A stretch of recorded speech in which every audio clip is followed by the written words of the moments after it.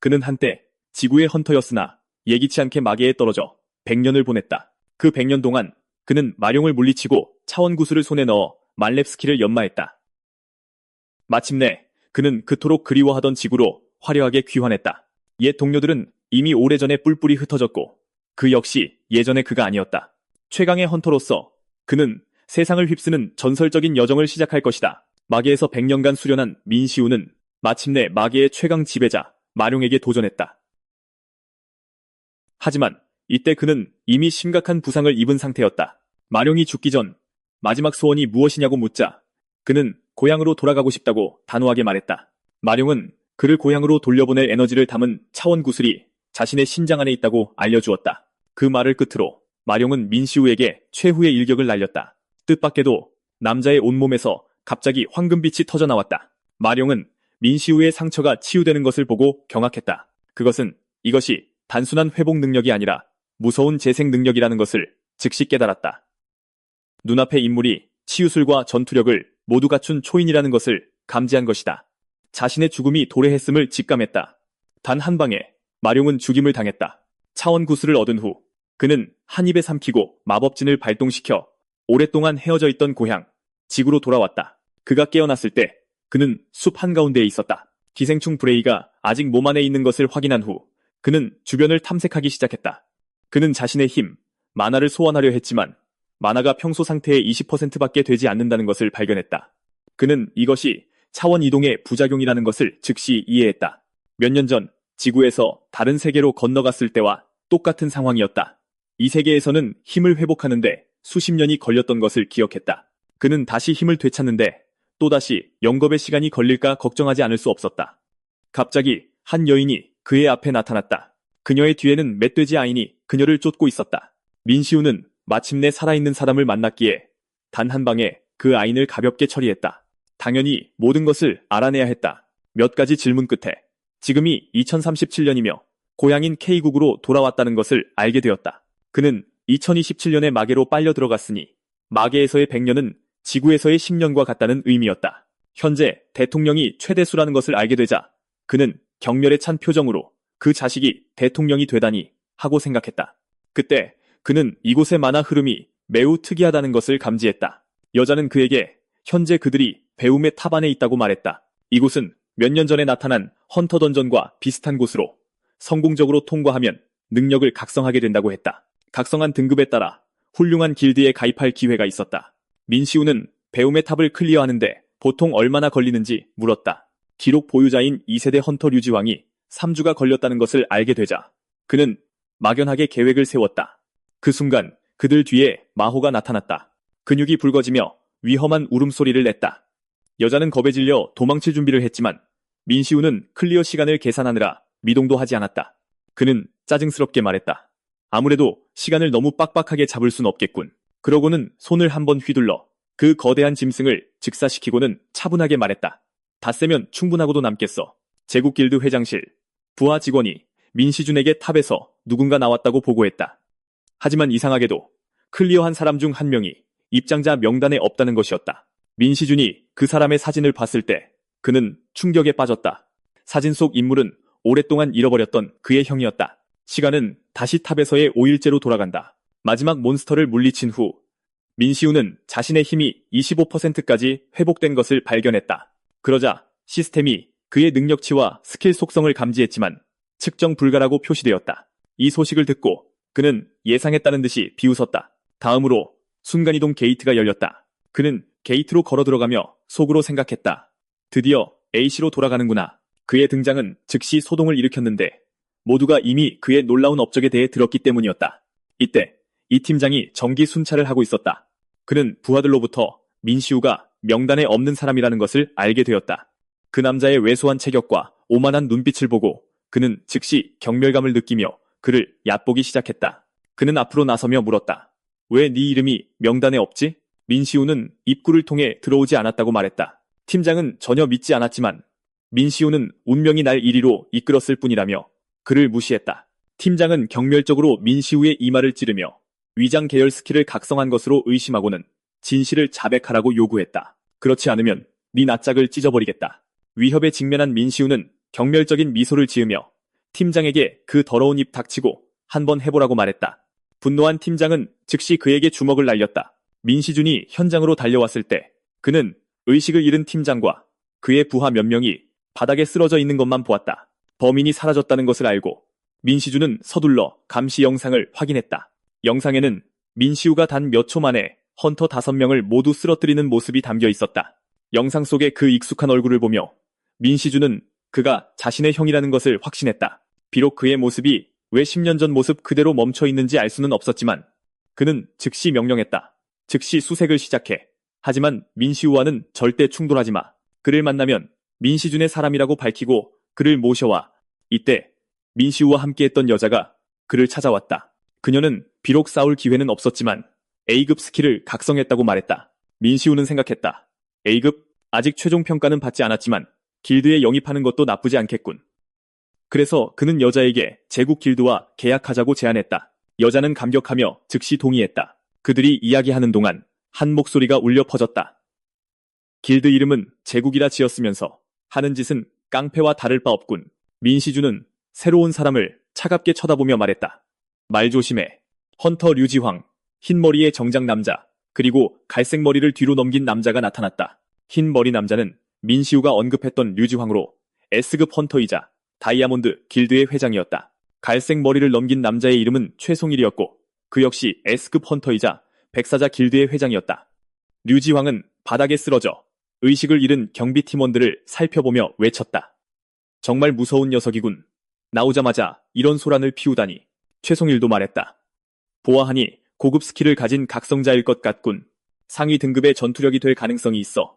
그는 민시우에게 강한 관심을 보였지만 류지황 또한 그를 영입하고 싶어 했기에 먼저 찾는 사람이 임자라는 방식을 제안했다. 두 회장의 제안에 대해 민시주는 명확한 답변을 주지 않았다. 마침내 그들은 합의에 이르렀다.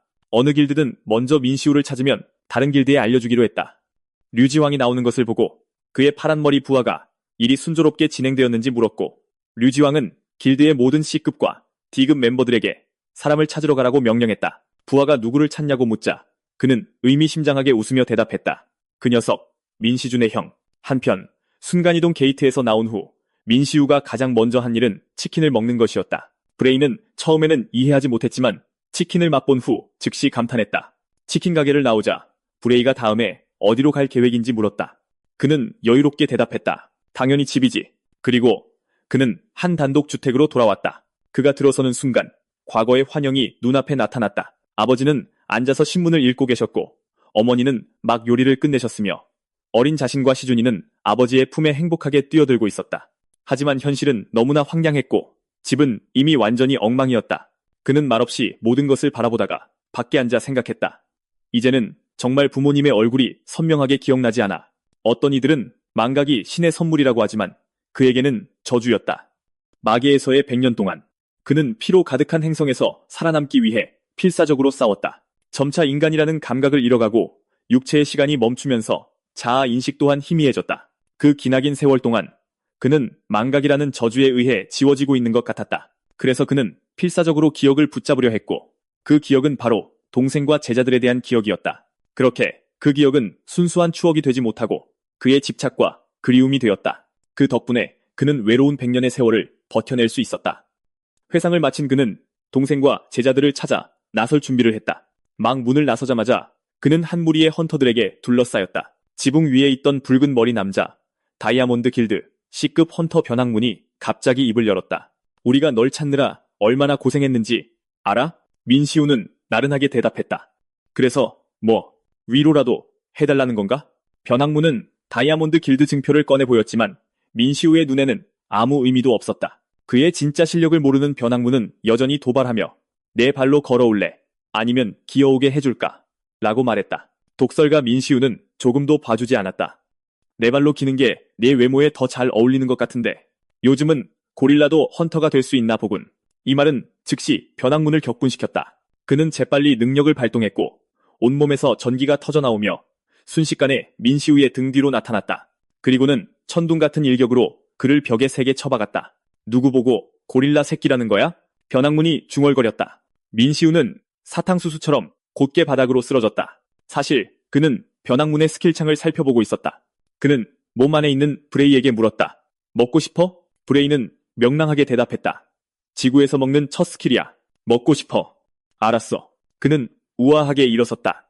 변왕문이 반응하기도 전에 그는 귀신처럼 등 뒤로 이동해 가볍게 주먹을 날려 파낼 수도 없을 만큼 깊이 땅에 처박아 버렸다. 그리고 변왕문을 향해 손을 뻗으며 말했다. 먹어, 브레이. 말이 끝나자마자 금빛이 섞인 검은 안개가 그의 손에서 뿜어져 나왔다. 변왕문의 발밑에 신비한 마법진이 형성되었고 그의 시급 능력인 섬광을 계속해서 흡수했다. 이어서 기계적인 시스템 음성이 민시우의 머릿속에 울렸다. 브레이 스킬 추출, 성공. 민시우는 기분 좋게 놀랐다. 오, 지구에서도 되는구나. 이를 본 다른 사람들은 감히 게으름을 피우지 못하고 때를 지어 민시우에게 달려들었다. 이는 그에게 완벽한 연습 기회가 되었고 그는 능력을 발동하여 변왕문과 같은 기술을 사용했다. 다만 민시우 버전의 섬광은 변왕문의 것보다 몇 배나 더 강했고 그의 속도는 빛보다 빠른 듯하여 순식간에 현장에 있는 모두를 죽였다. 이를 본 검을 든 한 멤버가 앞으로 돌진했다. 불행하게도 그는 민시우에게 또 다른 키를 배달하는 것일 뿐이었다. 스킬창이 다시 나타났다. 스킬, 치명타, 등급, C+. 상대의 스킬을 추출하고 무기를 빼앗은 후 민시우는 남은 헌터들을 처리할 준비를 했다. 하지만 그의 칼날이 누군가의 목을 꿰뚫으려는 순간 형 하는 목소리에 멈칫했다. 오랫동안 잊고 있던 익숙한 목소리를 듣고 그는 믿을 수 없다는 듯 뒤를 돌아보았다.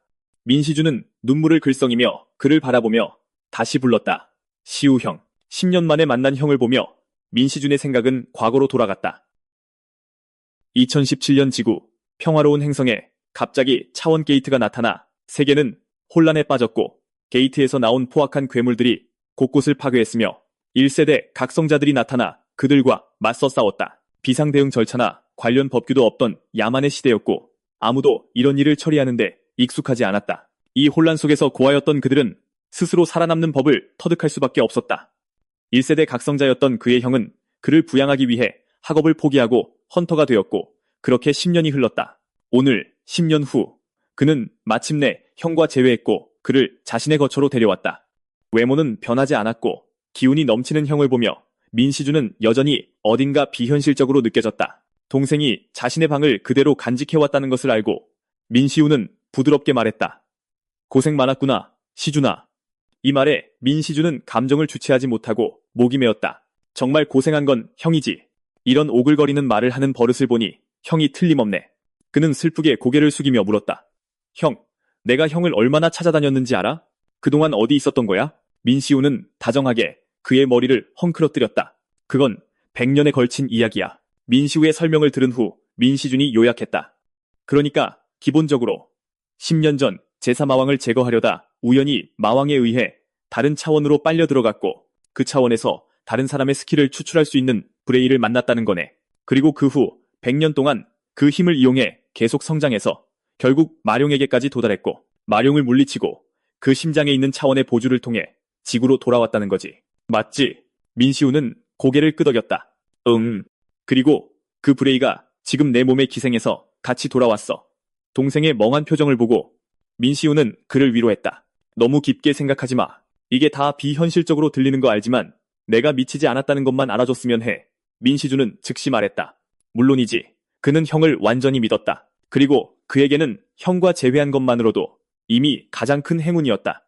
민시우는 안도하며 동생에게 최대수가 어떻게 대통령이 되었는지 물었다. 동생으로부터 최대수가 제3마왕을 물리친 공을 모두 가로채고 최강의 1세대 헌터라는 칭호를 이용해 대통령 자리까지 올랐다는 것을 알게 되었다. 민시주는 그놈이 항상 제국 길드를 노리고 있다며 최대수가 형의 귀환을 알게 되면 해를 끼칠까 걱정했다. 민시우는 최대수를 그저 단순한 놈이라고 생각하고 다이아몬드 길드원이라던 그자들이 그의 부하인지 물었다.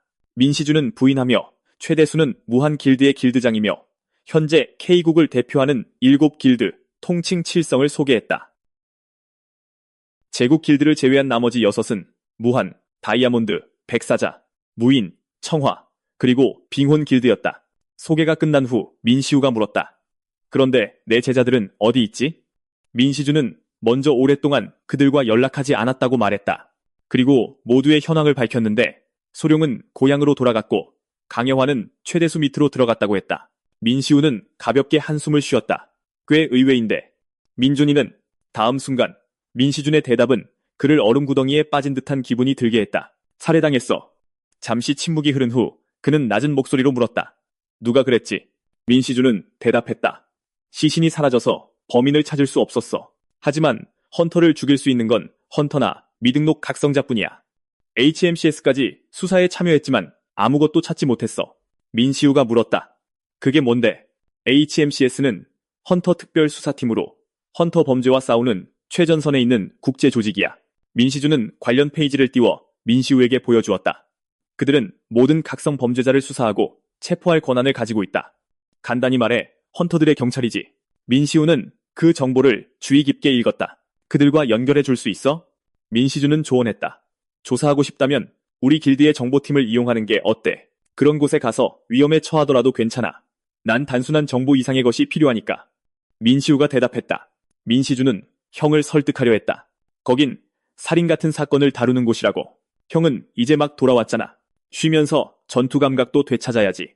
민시우가 차분하게 말을 끊었다. 시준아, 난 다른 세계에서 100년 동안 싸웠어. 그의 얼굴에는 자신감 넘치는 미소가 떠올랐다. 내가 무슨 풍파를 안 겪어봤겠어? 민시준은 긴장하며 침을 삼켰다. 잊고 있었네. 형의 별명을 떠올린 그는 민시우의 요청에 동의했다. 이솔의 이혜지에게 연락해볼게. 거기 관리직으로 있거든.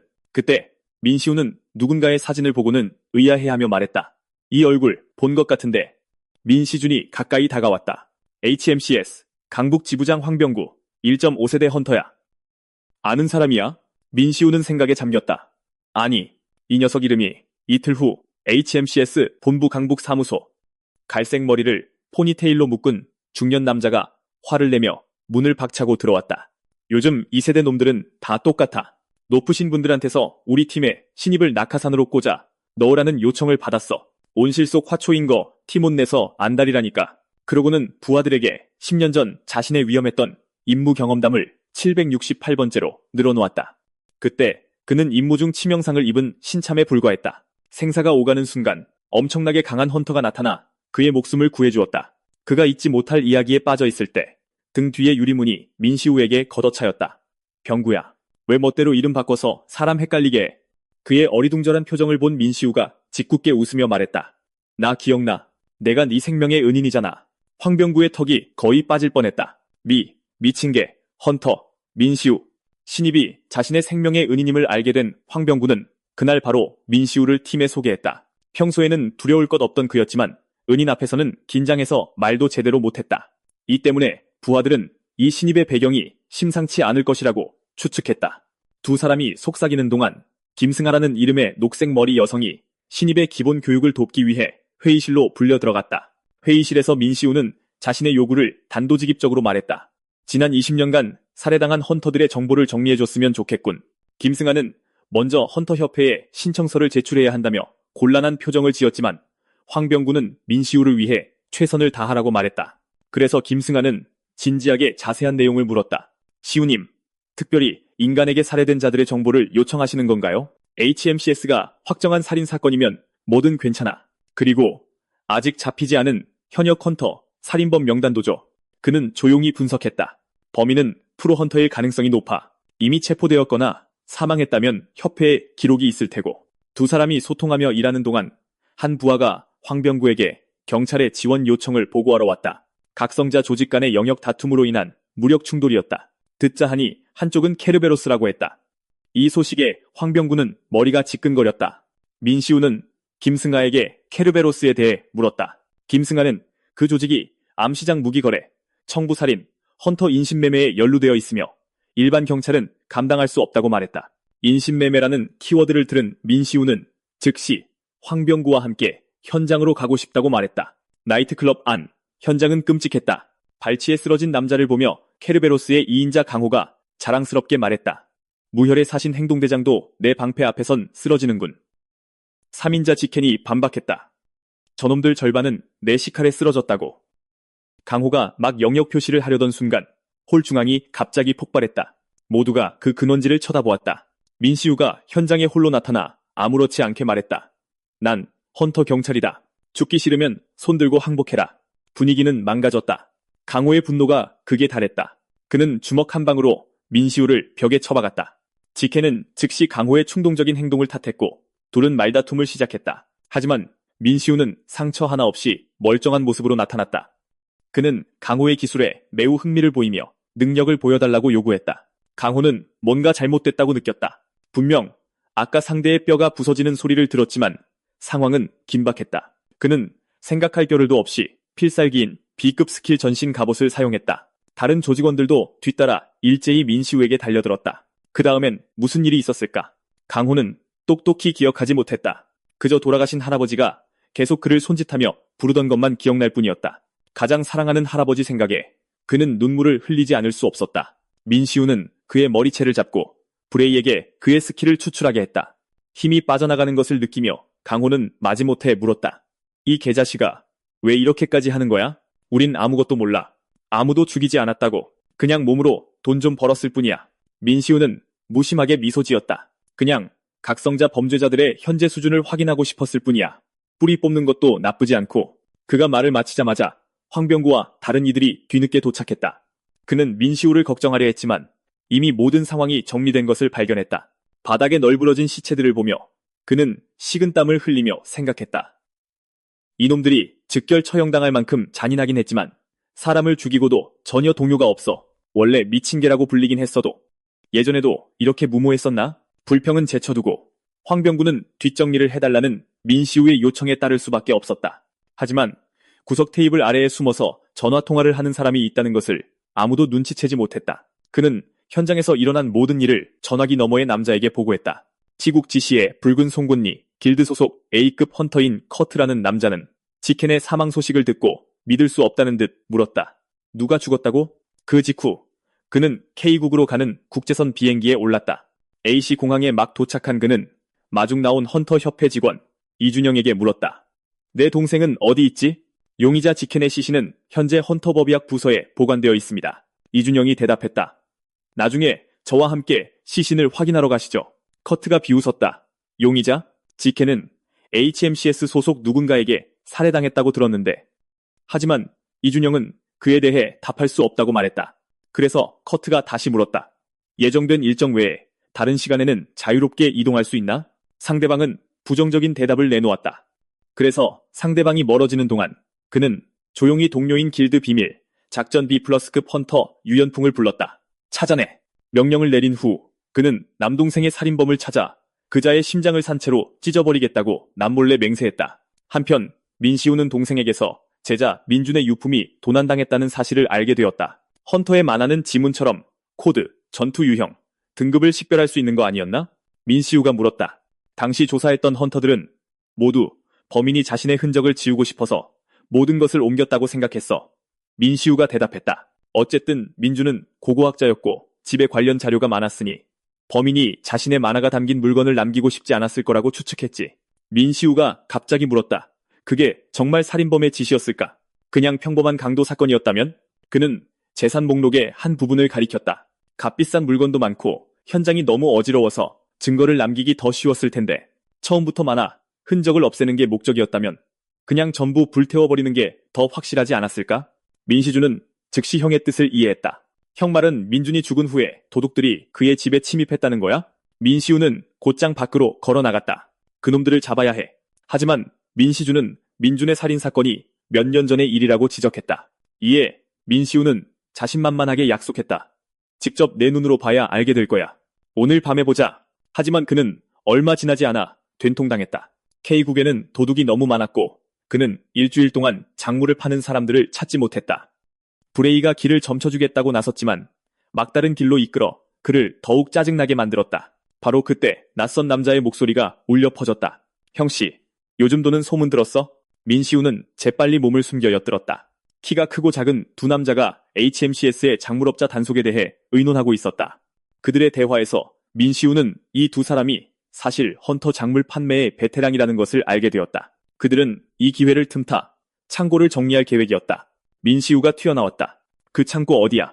지금부터 내 놈들 창고를 압수하겠다. 키 크고 마른 부하가 즉시 민시우를 범인으로 알아봤고 키 작고 뚱뚱한 보스는 재빨리 지원을 요청했다. 전화 한 통에 부하들이 달려왔지만 이는 민시우에게 안성맞춤이었고 일일이 찾아다니는 수고를 덜어주었다. 모두가 모이자 그는 힘을 발동했다. 황금빛이 그의 손을 감쌌고 강력한 충격파가 마치 채소를 썰듯 그곳에 있는 모두를 베어 의식을 잃게 만들었다. 그는 쓰러진 키 크고 마른 남자를 쳐다봤다. 이제 창고로 안내해 주실까? 키 크고 마른 남자가 떨며 물었다. 대체 당신 누구야?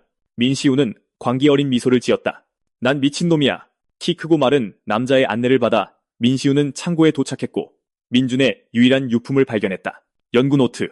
하지만 노트는 자물쇠에 보호 마법이 걸려 잠겨 있었다. 이것은 주인의 만화로만 풀 수 있는 주문이었다. 민준의 유품을 찾은 후 민시우는 즉시 황병구에게 전화해 차를 몰고 와 자신을 어떤 곳으로 데려가 달라고 요청했다. 그곳은 온갖 기술과 기이한 능력을 사용할 수 있고 능력과 관련된 모든 것을 교환할 수 있는 곳이었다. 전투 중립지대 블랙 스카이폴. 한방에서 검은 긴 생머리의 여인이 점을 치고 있었다. 점괘를 본 그녀는 나지막이 웃었다. 어머나, 귀한 손님이 오실 모양이네. 이 여인은 블랙 스카이폴의 10명의 지도자 중 한 명인 대마도사 네임리스였다. 한편 10년 전과 거의 변함없는 건물을 보며 민시우는 한숨을 쉬었다. 여기는 별로 변한 게 없군. 네임리스가 때맞춰 나타났다. 오랜만이네. 기다리고 있었어. 들어와. 간단한 인사를 나눈 후 민시우는 연구 노트를 꺼내 네임리스에게 그 안에 만화를 추출해달라고 부탁했다. 네임리스 역시 능숙하게 은잔과 은단검을 꺼냈다. 방법은 기억하고 있겠지. 그치? 민시우는 바로 단검을 들어 손바닥을 베어 은잔에 피를 떨어뜨렸다. 피가 충분히 모이자 네임리스는 잔을 들어 피를 한 입에 들이켠 다음 입에서 여러 줄기의 보라색 기운을 내뿜었다. 이것이 그녀의 특수 능력 만화 리턴이었다. 보라색 기운은 연구 노트 아래에 마법진을 형성하여 노트의 만화를 복원하고 추출했다. 다음으로 그녀는 손목을 베어 피를 봉인으로 삼아 만화를 작은 병 안으로 이끌어 의식을 마쳤다. 감사의 표시로 민시우는 치유 능력으로 네임리스의 손목 상처를 치료해준 뒤 작은 병을 들고 유유히 떠났다. 블랙 스카이폴을 떠난 후 그는 민준이 살해된 날의 기억을 탐색하기 위해 민준이 살해된 장소인 고대사 연구소로 쉬지 않고 달려갔다. 그는 홀 중앙으로 와서 병 속의 에너지가 방출되자 그의 기술인 만화의 잔류산염을 사용했다. 그날의 장면이 즉시 그의 눈앞에 나타났다. 그는 민준이 누군가와 격렬하게 언쟁을 벌이다가 그 사람에게 잔인하게 살해당하는 것을 보았다. 민준의 입이 열리고 닫히며 무언가 말하는 것을 보고 민시우는 재빨리 다가가 귀를 기울였다. 완전한 문장을 조합해보니 VIP의 명령이었나? 였다. 맞은편의 살인범이 대답했다. 그보다 더 높은 지위의 사람이야. 민시우는 조용히 생각했다. 이 녀석, 민준이가 연구소 말고 다른 조직에 가입했던 건가? 그는 조용히 병을 집어들고 마법진을 거두었다. 겉보기에는 침착했지만 내면의 격렬한 동요는 브레이마저 어지럽게 만들어 걱정스럽게 민시우가 괜찮은지 물었다. 괜찮아. 민시우가 무미건조하게 대답했다. 100년 만인데 고장 날 때도 됐지. 갑자기 누군가 그의 뒤에 나타났다. 그 사람은 누군가 민시우를 만나고 싶어 하니 함께 가달라고 말했다. 하지만 민시우는 침착하게 말했다. 한 번에 6명이나 왔군.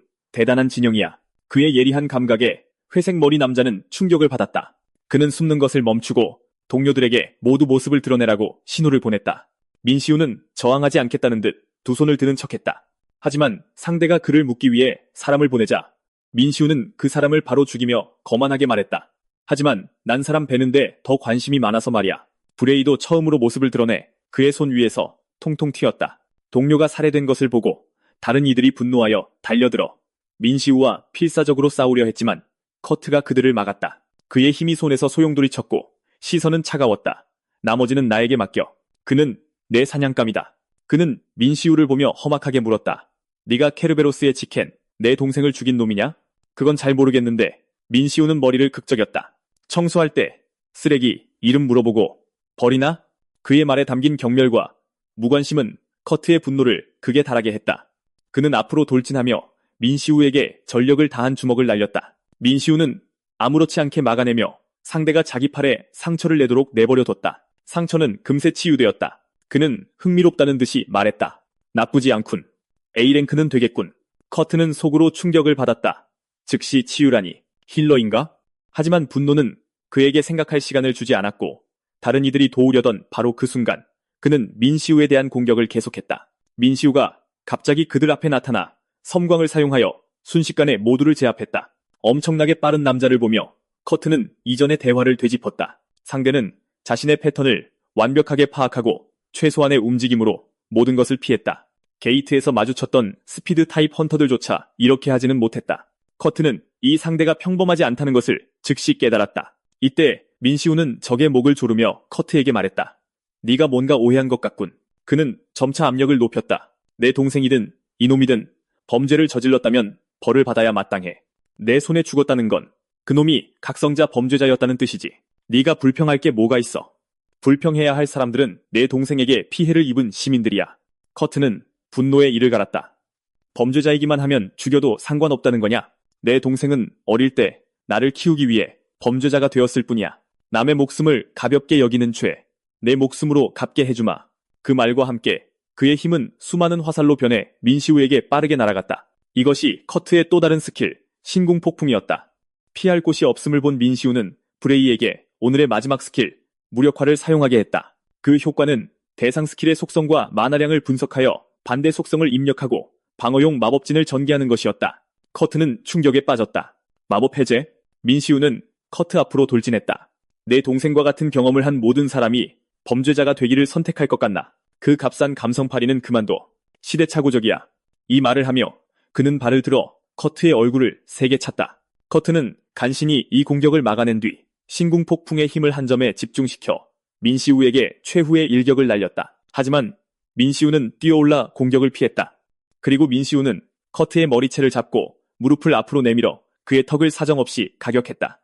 커트는 이런 굴욕을 견디지 못하고 미친 듯이 또 다른 주먹을 날렸다. 유연방이 민시우를 묶는 주문을 시전하는 동안 민시우는 돌진하는 커트를 마주했다. 민시우는 침착하게 심판을 선고했다. 축하한다. 너희 형제는 함께 범죄자가 되었군. 그리고는 그의 필살기인 생명력 흡수를 사용했다. 커트는 순식간에 미라처럼 말라비틀어졌다. 이 끔찍한 광경을 본 유연방은 떨면서 말했다. 저런 게 정말 힐러 스킬이라고? 민시우는 천천히 착지하며 말했다. 내 척각성 스킬을 저런 거라고 부를 수 있나? 나는 애초부터 평범한 힐러가 아니었어. 마나를 사용해 생명력을 유지하는 게 아니니까. 나는 생명력 그 자체를 다루지.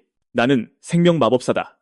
마지막으로 의식이 있던 유연방을 기절시킨 후 그는 허리에서 녹음기를 꺼내 자신을 향해 들었다. 병구 형, 이거 제대로 녹화됐겠지? 그치? 이번에는 정말 내가 먼저 공격하지 않았어. 순전히 정당방위였다고. 한편 반대편에 있던 황병구는 앉아 있었지만 영혼이 잠시 죽은 것 같았다. 왜냐하면 민시우가 누른 것은 녹화 버튼이 아니라 라이브 스트리밍 버튼이었기 때문이다. 그래서 회의 중에 모두가 이 사건에 대해 논의했다. 그들은 마지막으로 범죄자 제압을 생중계한 것이 2년 전 HMCS 국제본부 신임 모집 홍보 영상을 촬영할 때였다고 언급했다. 비록 그때 소셜미디어와 협력했지만 작전상으로는 실패한 계획이었다. 어차피 HMCS는 제대로 된 영상을 만들어내지 못했기 때문이다. 한 직원은 실력 있는 인물이 HMCS에 합류한 것 같은데 그 능력으로 왜 여길 선택했을까? 라고 말했다. 하지만 이번 생중계에서 죽은 사람은 지시 저가 길드의 헌터 커트였다. 영상 내용을 현행 규정에 따라 조사한 결과 HMCS가 법을 위반하지는 않았지만 하지만 말이 끝나기도 전에 한 목소리가 끼어들었다. 오래 기다리게 해서 미안하군. K국의 현 대통령 최대수가 위풍당당하게 나타났다. 무슨 문제라도 있나? 며칠 후 제국 길드 직원 식당. 민시주는 민시우에게 생중계로 촉발된 여론에 대해 이야기했다. 다행히 민시우의 녹음기가 너무 많이 흔들려서 그의 얼굴이 선명하게 찍히지는 않았다. 민시주는 최대수가 민시우를 해칠까 걱정하며 당분간은 조용히 지내라고 제안했다. 하지만 민시우는 걱정 말라며 그를 안심시켰다. 바로 그때 한 무리의 길드 헌터들이 다가왔고 민시우는 그중 한 명이 지구로 돌아왔을 때 만났던 여자임을 즉시 알아봤다. 민시준이 그에게 소개해 주었다. 여기는 신지수 헌터, 길드에 새로 들어온 신입이야.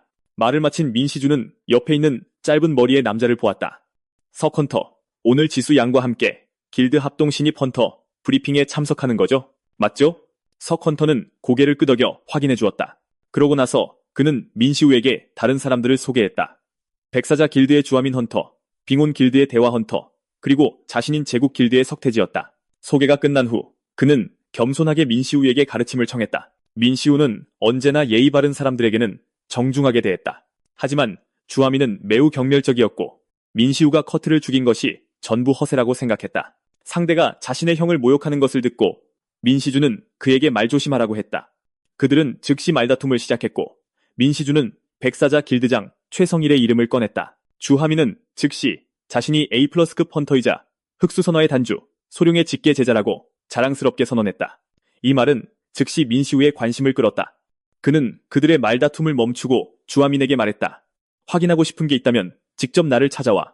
내 스승이 인성교육에는 실패한 게 분명하지만 전투기술은 얼마나 잘 가르쳤는지 궁금하군. 상대가 자신의 스승을 모욕하는 것을 듣고 주하민은 분노에 이를 갈았다. 그는 근처 의자를 3개 걷어차며 분풀이를 했고 살기 어린 눈빛으로 민시우에게 밤길 조심하라고 경고했다. 주하민이 화를 내며 떠난 후 민시주는 서둘러 형을 위로했지만 민시우는 즐겁게 웃었다. 내 손자 제자잖아.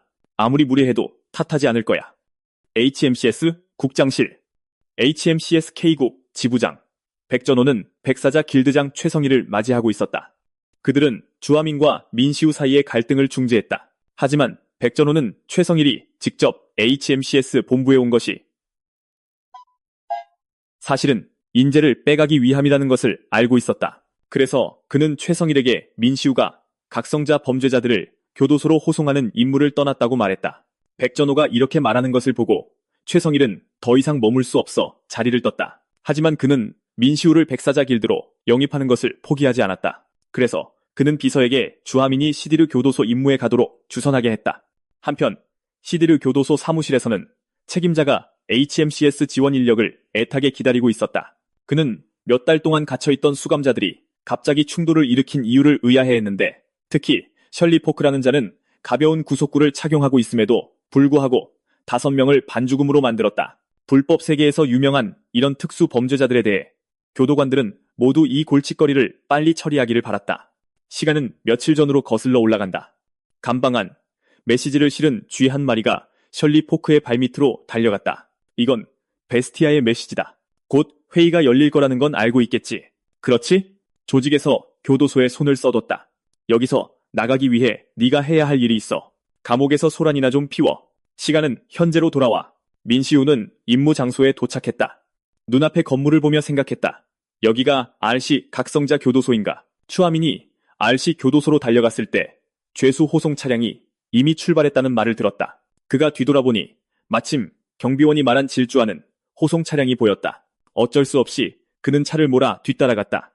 호송차 안에서 민시우는 한가롭게 아이스 커피를 마시고 있었다. 그의 여유로운 모습을 보고 셜리 포크는 매우 불쾌해했다. 상대가 교도관이 아니란 걸 알자 셜리는 경멸하며 말했다. 어느 길드에서 보냈지? 내 이름을 듣고도 혼자 호송할 배짱이 있다니? 내 자신에 대해 꽤 자신만만한 모양이군. 민시우는 순진한 표정으로 고개를 갸웃거렸다. 당신 뭐 대단한 사람이라도 돼? 셜리는 수갑을 짤랑거렸다. 이 구속구를 찬 상태로 각성자 범죄자 5을 피투성이로 만들었지. 평범한 호송차를 선택하고 너 같은 풋내기에게 A++급 헌터를 혼자 호송하게 하다니. 이제쯤이면 알아차렸어야지. 그렇지? 넌 죽은 목숨이야. 그가 말을 마치자마자 호송차가 공격받아 즉시 폭발했다. 산산조각난 차량을 보며 풀밭에 노인이 중얼거렸다. 해치웠나? 하지만 셜리는 부서진 호송차 문을 걷어차며 욕설을 퍼부었다.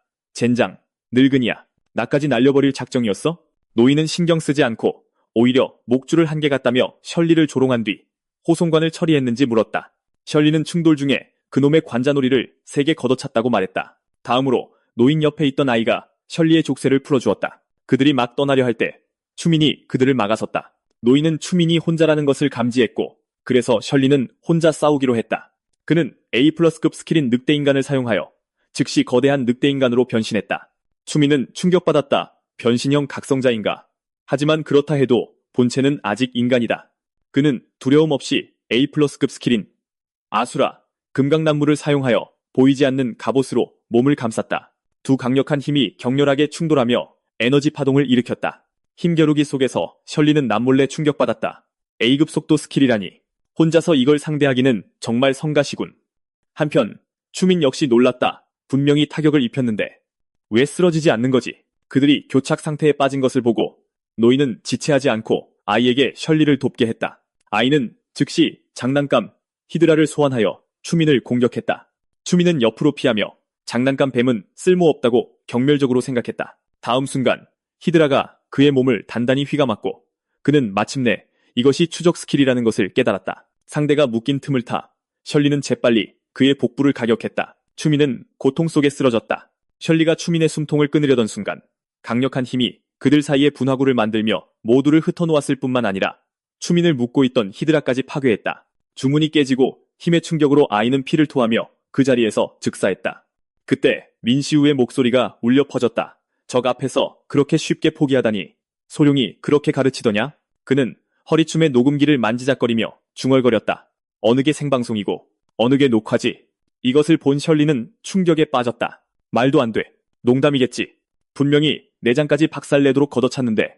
노인 역시 새로 나타난 자가 만만치 않다는 것을 깨달았다. 오직 추민만이 아직 민시우의 힘을 알아보지 못하고 성급하게 행동하지 말고 지원을 기다리라고 말했다. 민시우는 조용히 서서 마치 사신처럼 심판을 선고했다. 너희는 감시관을 고의로 공격했고 범죄자 구속구를 풀었으며 호송차를 파괴했고 이 풋내기 헌터를 죽일 뻔했으며 나의 신성한 커피타임을 방해했다. HMCS 헌터 권한에 따라 이하 3명을 현행범으로 간주하고 즉결 처분을 집행하겠다. 그 말과 함께 추민의 것과 비슷한 붉은 기운이 그의 몸에서 뿜어져 나왔고 그는 지시했다. 똑똑히 봐라. 아수라 스킬은 타격기가 아니라 적을 꿰뚫기 위한 것이다. 그의 손바닥에 십자가 같은 문양이 나타났다. 셜리가 그에게 돌진하는 순간 그는 상대의 스킬 강화 방어를 주먹 한 방으로 뚫고 날려버렸다. 이것은 아수라, 금강나무의 상위 버전인 아수라, 흑과 혈무 광랑이었다.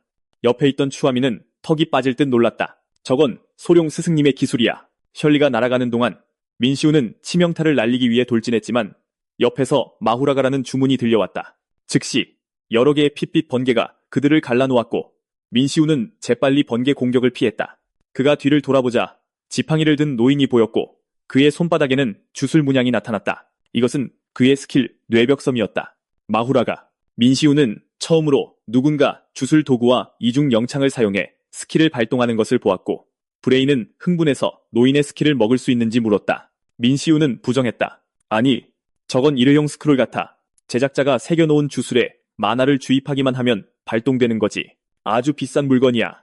한편 추민은 여전히 민시우가 왜 자기 스승의 기술을 아는지 묻고 있었지만 노인이 펼친 중력진에 의해 땅에 짓눌렸다. 경거망동하지 마라. 젊은이. 노인이 엄숙하게 말했다. 저 젊은 친구가 내 중력진에 짓눌려 죽는 꼴을 보고 싶지 않다면 말이다. 민시우가 흥미롭다는 듯 물었다. 날 협박하는 건가? 협상하는 걸세. 날 무사히 가게 해주면 이 아이는 살려주지. 노인이 대답했다. 사실 그 자신도 확신하지 못한 채 자네는 우연히 이 임무에 참여했을 뿐이겠지. 맞나? 그냥 떠나기만 한다면. 말이 끝나기 전에 민시우가 끼어들었다. 뭔 헛소리야. 난 목적이 있어서 일부러 이 거지 같은 임무를 맡은 거라고. 그는 상대를 향해 성큼성큼 걸어갔다. 너희는 헌터 전문 암살자들이지. 안 그런가? 그리고 꽤 규모 있는 조직의 일원이고 그의 표정이 차갑게 변했다. 그래서 어느 조직 소속이지?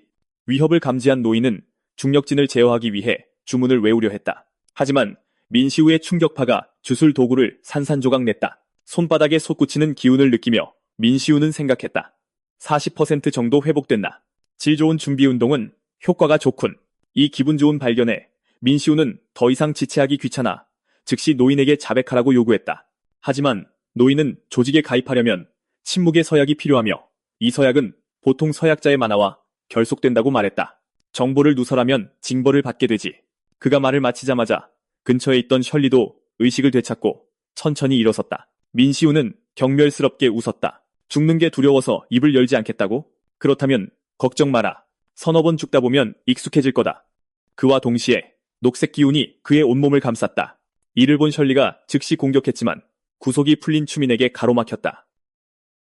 두 사람이 다시 싸우려 할 때 갑자기 민시우가 주문을 외우는 소리가 들렸다. 북풍.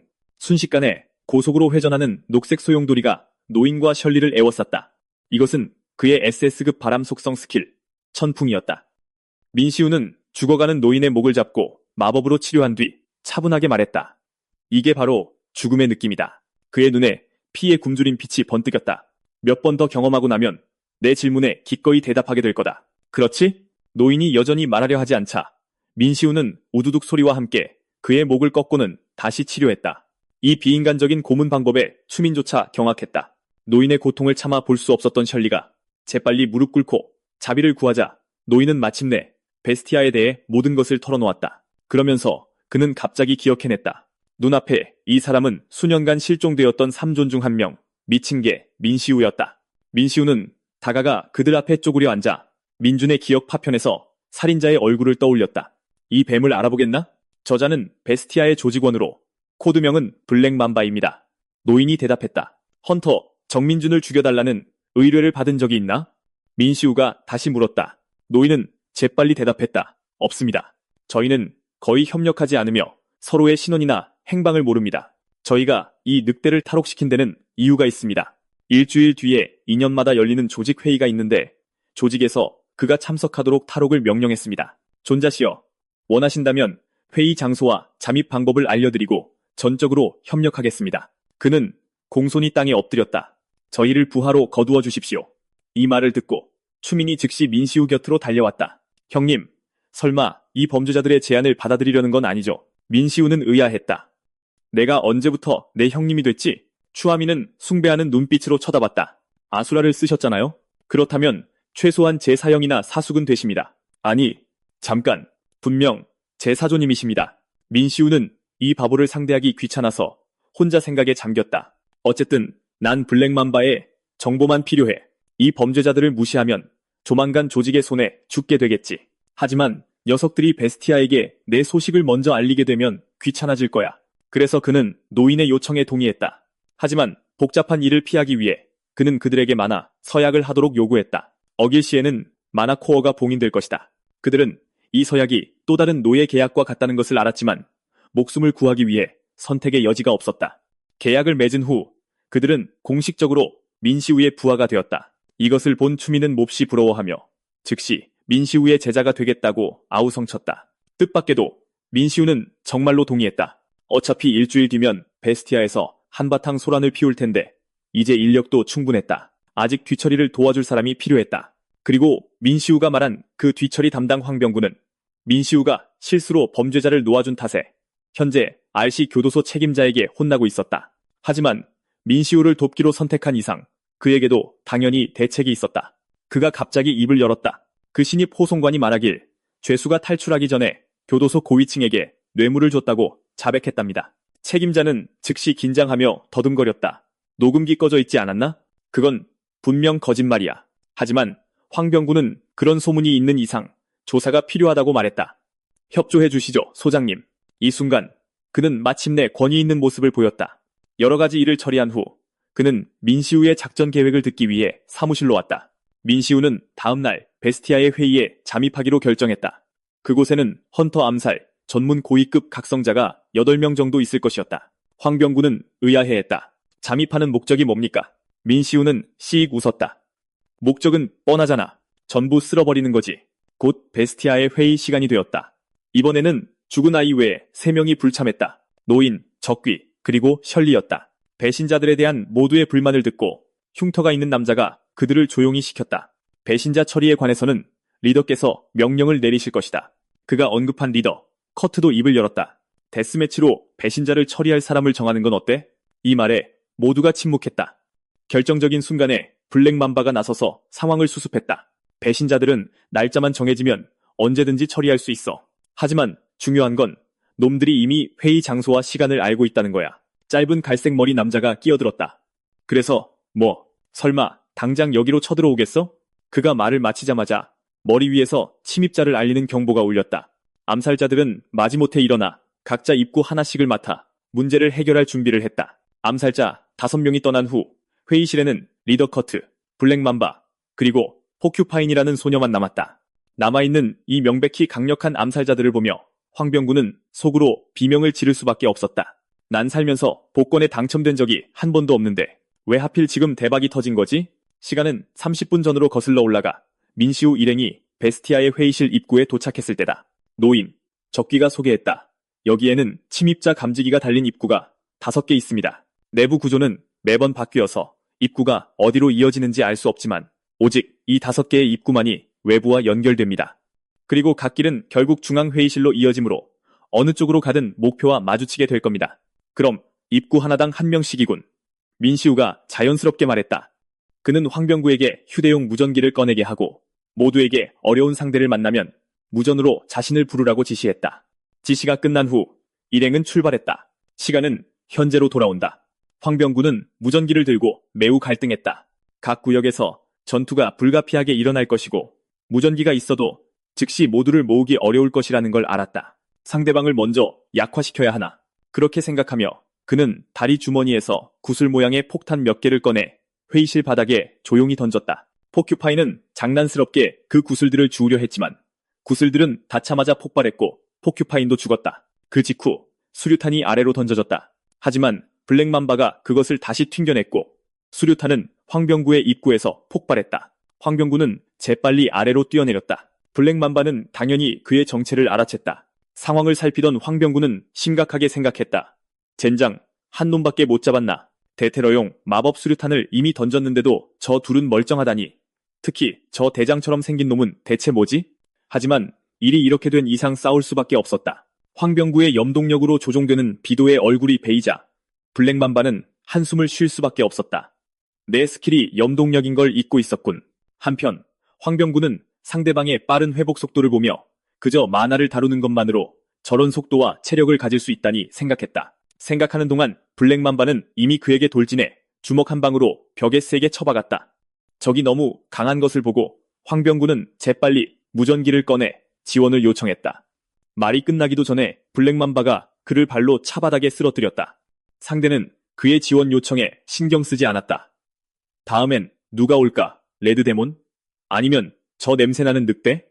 어쩌면 전부 다일까? 그가 말하는 동안 세 사람이 그를 공격했다. 그는 간신히 공격을 피했다. 그러고는 이들이 이렇게 쉽게 지역 암살자들을 물리치고 쳐들어온 것에 놀랐다.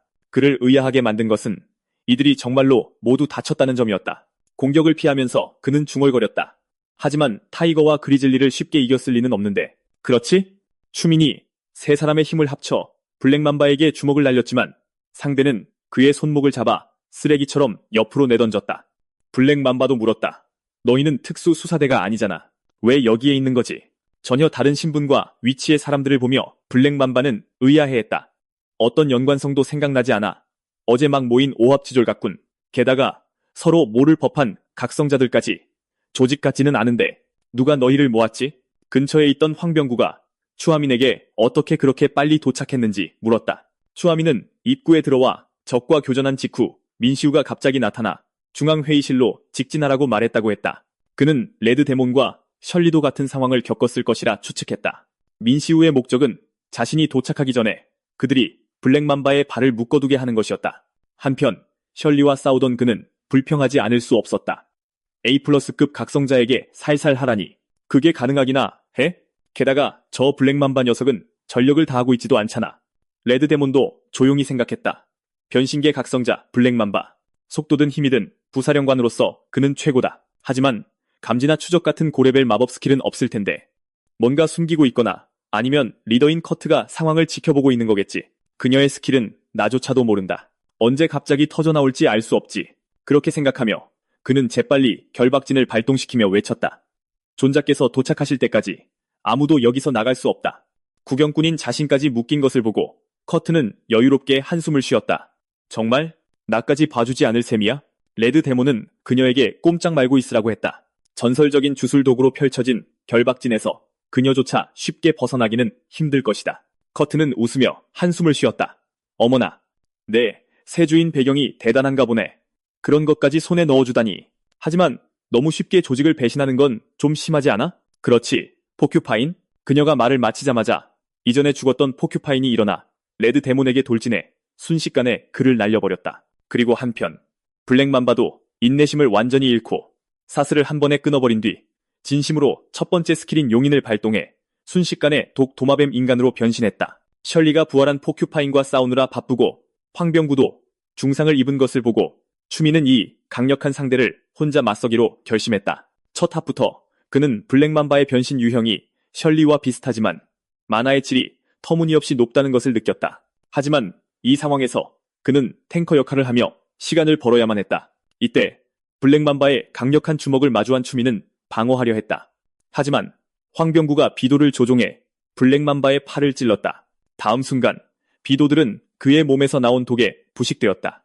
블랙맘바가 조종하는 바위들에 의해 모두 순식간에 흩어졌다. 바위가 황병구의 머리를 짓누르려는 것을 보고 추미는 다급하게 경고했지만 한눈을 파는 사이 블랙맘바의 주먹에 맞아 바닥에 쓰러졌다. 블랙맘바는 황병구의 등 뒤로 순식간에 나타나 팔로 그의 목을 단단히 졸라 움직이지 못하게 했다. 그는 회의실 바닥에 비상방어를 위한 자폭 추정 및 강화 진법이 설치되어 있다고 그들에게 말했다.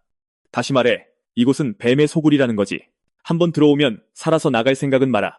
말하면서 그는 팔에 조용히 힘을 주어 황병구를 질식시키려 했다. 갑자기 그는 맹렬한 살기를 감지했다. 다음 순간 누군가 포탄처럼 회의실로 돌진해 들어왔다. 민시우는 유령처럼 나타나 블랙맘바의 목을 잡고 벽에 세게 밀어붙였다. 그의 눈에는 흥분한 살기가 번뜩였다. 드디어 찾았다. 이 빌어먹을 뱀새끼. 아직 싸우고 있던 포큐파인이 이 불청객을 돌아보며 물었다. 넌 누구냐? 하지만 민시우의 번개 마법에 곧바로 제압당했다. 이 광경을 본 커트는 한숨을 내쉬었다. 와, 말도 안 돼. 이 공간의 모든 진법을 역으로 뒤집었다고. 민시우는 대답하지 않았지만 그의 안에 있던 브레이가 멋대로 소리쳤다. 이 위대한 분이 도와줬기 때문이지. 이 쓸모없는 놈은 사실 꽤 멍청하거든. 한편 블랙맘바는 마침내 상황을 이해했다. 그는 민시우의 소나귀에서 벗어났다. 그럼 네가 베스티아 암살자들을 학살하고 이놈들을 모은 범인이군. 민시우의 눈은 블랙맘바에 대한 증오로 가득 찼다. 범인이라고. 네가 바로 그 범인 놈이잖아. 이때 커트는 민시우 일행이 블랙맘바만을 노리고 있다는 것을 깨닫고 그에게 무슨 사고를 쳤냐고 물었다. 블랙맘바는 그저 의뢰를 충실히 수행했을 뿐이라고 재빨리 설명했다. 그는 민시우를 보며 장난스러운 어조로 말했다. 복수하고 싶어? 그는 칭찬했다. 내가 누굴 죽이든 흔적을 남긴 적이 없는데 여러모로 대단하군. 당연히 복수지. 하지만 그 전에 몇 가지 물어볼 게 있다. 그 말과 함께 민시우는 회의실의 강화 진법을 역으로 돌려 블랙맘바를 가두는 함정 진법으로 만들었다. 아무리 견고한 방어라도 민시우의 무자비한 공격 아래 너덜너덜해졌다. 블랙맘바는 이제 피를 토했지만 그의 어조는 흥분되어 있었다. 너 같은 녀석은 처음 만나본다. 진법을 발동하면서 그는 물었다. 대체 누구냐? 날 찾는 목적이 뭐지? 그가 말을 마치자마자 부식성이 강한 검은 안개 파도가 민시우를 공격했다. 민시우는 가볍게 뛰어올라 검은 안개를 피하고 블랙맘바의 머리 위로 날아올라 그의 머리를 여러 번 짓밟고 마침내 블랙맘바를 굴복시켰다. 민시우는 그의 목을 잡고 험악하게 물었다. 누가 정민준을 죽이라고 의뢰했지? 블랙맘바의 머릿속에 즉시 정민준의 얼굴이 떠올랐다. 그는 민시우가 정민준과 관련이 있을 줄은 꿈에도 몰랐다. 그는 순순히 따르는 척하며 민시우에게 진실을 말해주겠다고 했다. 하지만 그가 입을 열었을 때 혀에 있던 진법이 발동했다. 부식성 검은 안개가 민시우의 얼굴 전체에 뿌려졌다. 블랙맘바는 그를 비웃으려 했지만 민시우가 구역질하며 욕하는 것을 보았다. 이 자식이 감히 내 얼굴에 침을 뱉어? 그리고 그는 치유 마법을 사용해 얼굴에 역겨운 검은 물을 닦아냈다. 블랙맘바는 정말로 당황하여 급히 커트에게 도움을 청했지만 그녀도 제 몸 하나 건사하기 힘들었다. 목숨을 구하기 위해 블랙맘바는 재빨리 진실을 밝혔는데 의뢰인은 판데모니움이었다. 하지만 말이 끝나기도 전에 민시우가 그의 목숨을 끊었다. 민시우는 생각에 잠겼다. 판데모니움? 이때 커트는 마침내 이 비범하게 강력한 침입자가 누구인지 기억해냈다. 그녀는 쉽게 모두의 속박에서 벗어난 후 두건을 벗자 소녀처럼 순진한 얼굴이 드러났다. 드디어 알아봤네. 10년 전에 사라졌던 1세대 헌터, 미친 개 민시우. 민시우의 눈빛이 차가워졌다. 너도 판데모니움 소속이냐? 커트는 이 주장을 부인했다. 그녀는 언니가 마법 치유 기술을 사용할 수 있는 1세대 헌터에 대해 언급했다고 말했다. 그러고는 손가락을 튕기자 의식을 잃었던 포큐파인이 즉시 깨어나 속박을 풀었다. 그들은 지붕을 뚫고 공중에 떠올랐다. 커트는 민시우에게 다시 만나자는 인사를 건네고는 진을 활성화시켜 그 자리에서 사라졌다. 민시우가 블랙맘바의 시체를 보며 생각에 잠겨있을 때 판데모니움이었군. 민준아, 대체 뭘 알아냈던 거냐? 집으로 돌아와서도 민시우는 계속 이 생각을 하고 있었다.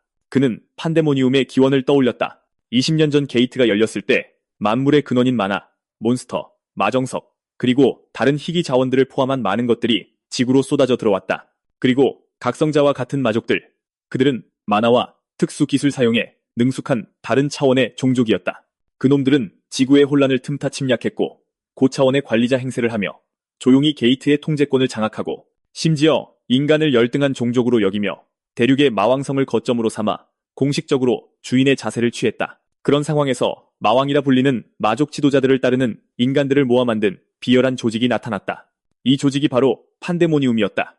다행히도 마족의 폭정은 많아 사용에 익숙한 1세대 헌터들에 의해 곧 저지되었다. 지구를 지키고자 하는 인간들은 마족과 싸웠고 마침내 승리하여 혼란을 끝냈다. 그리고 그 10년 동안 민시우는 제3마왕을 물리치고 차원의 틈으로 날아갔다.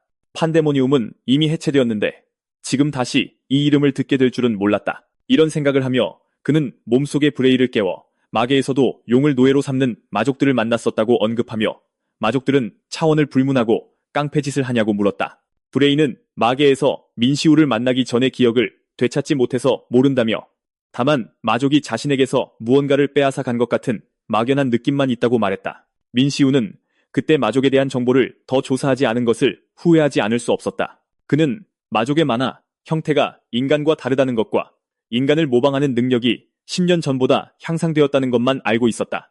그가 고민하고 있을 때 민시준이 문을 열고 들어왔다. 황 팀장한테 들었는데 어떤 헌터 암살 조직을 전멸시켰다면서요. 그는 진지하게 조언했다. 형, 너무 주목받지 말라고 제가 몇 번이나 말했잖아요. 최대수가 알게 되면 어떡해요?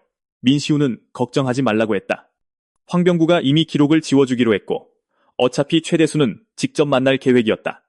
여전히 걱정하며 잔소리하는 민시준을 보고 민시우는 아이를 달래듯 머리를 헝클이며 장난을 쳤다. 민시준은 그의 손을 뿌리치며 분개하여 요구했다. 우리 길드 신입 헌터들 기초 훈련 좀 도와줘야겠어요. 신지수 헌터 기억하죠? 그녀의 각성 스킬이 특별해요. 형이 좀 봐줬으면 좋겠어요. 민시우는 당연히 동생의 부탁을 거절하지 않았다. 그리고는 동생에게 밥이나 하라며 내보냈다. 그때 황병구에게서 전화가 걸려왔다. 그의 울부짖음 속에서 민시우는 알게 되었다. 헌터 암살단이 처음 수면 위로 드러난 이후 여러 부서에서 이제 HMCS를 인터뷰하고 싶어 했다. 커트 사건 이후로 백전호는 그들의 움직임을 면밀히 주시하고 있었다. 이제 소탕 작전 참가자 명단에서 민시우의 이름이 삭제되고 황병구만 남았기 때문에 그는 혼자서 어떻게 그 많은 강력한 암살자들을 물리쳤는지 도저히 설명할 수 없었다. 그래서 그는 민시우가 나서서 이 사실을 인정해주길 바랐다. 하지만 민시우는 밥 먹어야 한다는 핑계를 대며 황병구의 애원을 무시하고 태연하게 전화를 끊었다. 그는 나른하게 거실 소파로 걸어가 앉은 뒤 민시준에게 최근 마족의 동향에 대해 물었다. 민시준은 제3마왕이 사라진 후 마족들이 먼저 평화 조약을 제안했다고 말했다. 조약 체결 후 그들은 극지 대륙에 주둔하며 지구에 침투하는 만화를 연구하는 기관을 설립했다. 그들은 극지 대륙을 거의 떠나지 않았고 오랫동안 전선에 나타나지 않았다. 하지만 민시우는 이 소위 평화 조약을 전혀 믿지 않았다. 하지만 인간에게 온갖 쓰레기가 있듯이 마족에게도 평화를 사랑하는 이들이 있을지 모른다. 그는 커트를 떠올렸다. 그녀가 사용한 만화의 형태는 마족과 거의 동일했지만 미묘한 차이가 있었다. 그녀는 마족과 인간의 혼혈일까? 이렇게 생각하며 그는 제자들과 찍은 사진을 들어 유심히 살폈다. 조용히 생각했다. 처음에는 단지 민준이의 복수를 위해서였다. 하지만 그가 남긴 흔적을 따라가기 시작하니 이 싸움이 생각보다 길어질 거라는 예감이 든다. 그 후 민시우는 주하민과 다른 2명을 불러 특별 훈련을 시키며 만화 순환을 마스터하는 법을 설명했다. 인간이 처음 만화를 감지하면 몸 안에 코어라고 불리는 만화를 저장하는 공간이 열린다. 코어에서 순환하는 만화가 생성하는 힘은 개인의 특성에 따라 각성하고 밖으로 발현되어 스킬을 형성한다. 코어의 밀도는 제어 효율에 따라 달라진다. 훈련 기간이 길수록 코어 용량은 커진다. 더 높은 경지에 이르면 몸 안에 2번째 코어를 열 수도 있다. 하지만 너희 기준으로 보면 인류가 만화에 노출된 지는 고작 20년 정도밖에 안 됐다. 그렇지? 아직 미지의 힘이니 그 본질을 더욱 익혀야 한다. 이 말을 들은 주아미는 이상하게 생각했다. 너희 기준이요? 설명을 마친 후 민시우는 그들에게 명상훈련을 계속하게 했다. 바로 그때 황병구도 찾아왔다. 그는 민시우에게 백전호 국장이 찾으니 빨리 본부로 돌아가자고 했다. 본부로 가는 길에 2 사람에게 가로막혔다. 나타난 사람들은 HMCS 강남 지부장 준태와 성창원 팀장이었다. 그들은 황병규가 큰일을 해냈다는 소식을 듣고 축하하러 왔다. 숙적인 성창원을 보자 황병규의 얼굴에는 노골적인 불쾌감이 드러났다. 그는 성창원에게 꺼지라고 했지만 상대는 계속 달라붙었다. 심지어 이 기회를 틈타 민시우를 조롱하기까지 했다. 민시우에게 그런 벌레 같은 존재는 신경 쓸 가치도 없었기에 그는 아무 말도 하지 않았다. 하지만 준태는 그가 자기소개도 하지 않는다며 상당히 무례하다고 비난했다. 하지만 그가 영원한 독설가 민시우의 상대가 될 리 없었다. 그는 즉시 핏대가 설 정도로 조롱당했고 민시우를 공격하려 했지만 황병구의 목소리에 제지당했다. 그들의 긴장감은 다른 사람들의 이목을 끌었다. 결정적인 순간에 백전호가 도착해서 상황을 수습했다. 두 도발자는 즉시 조용해졌다.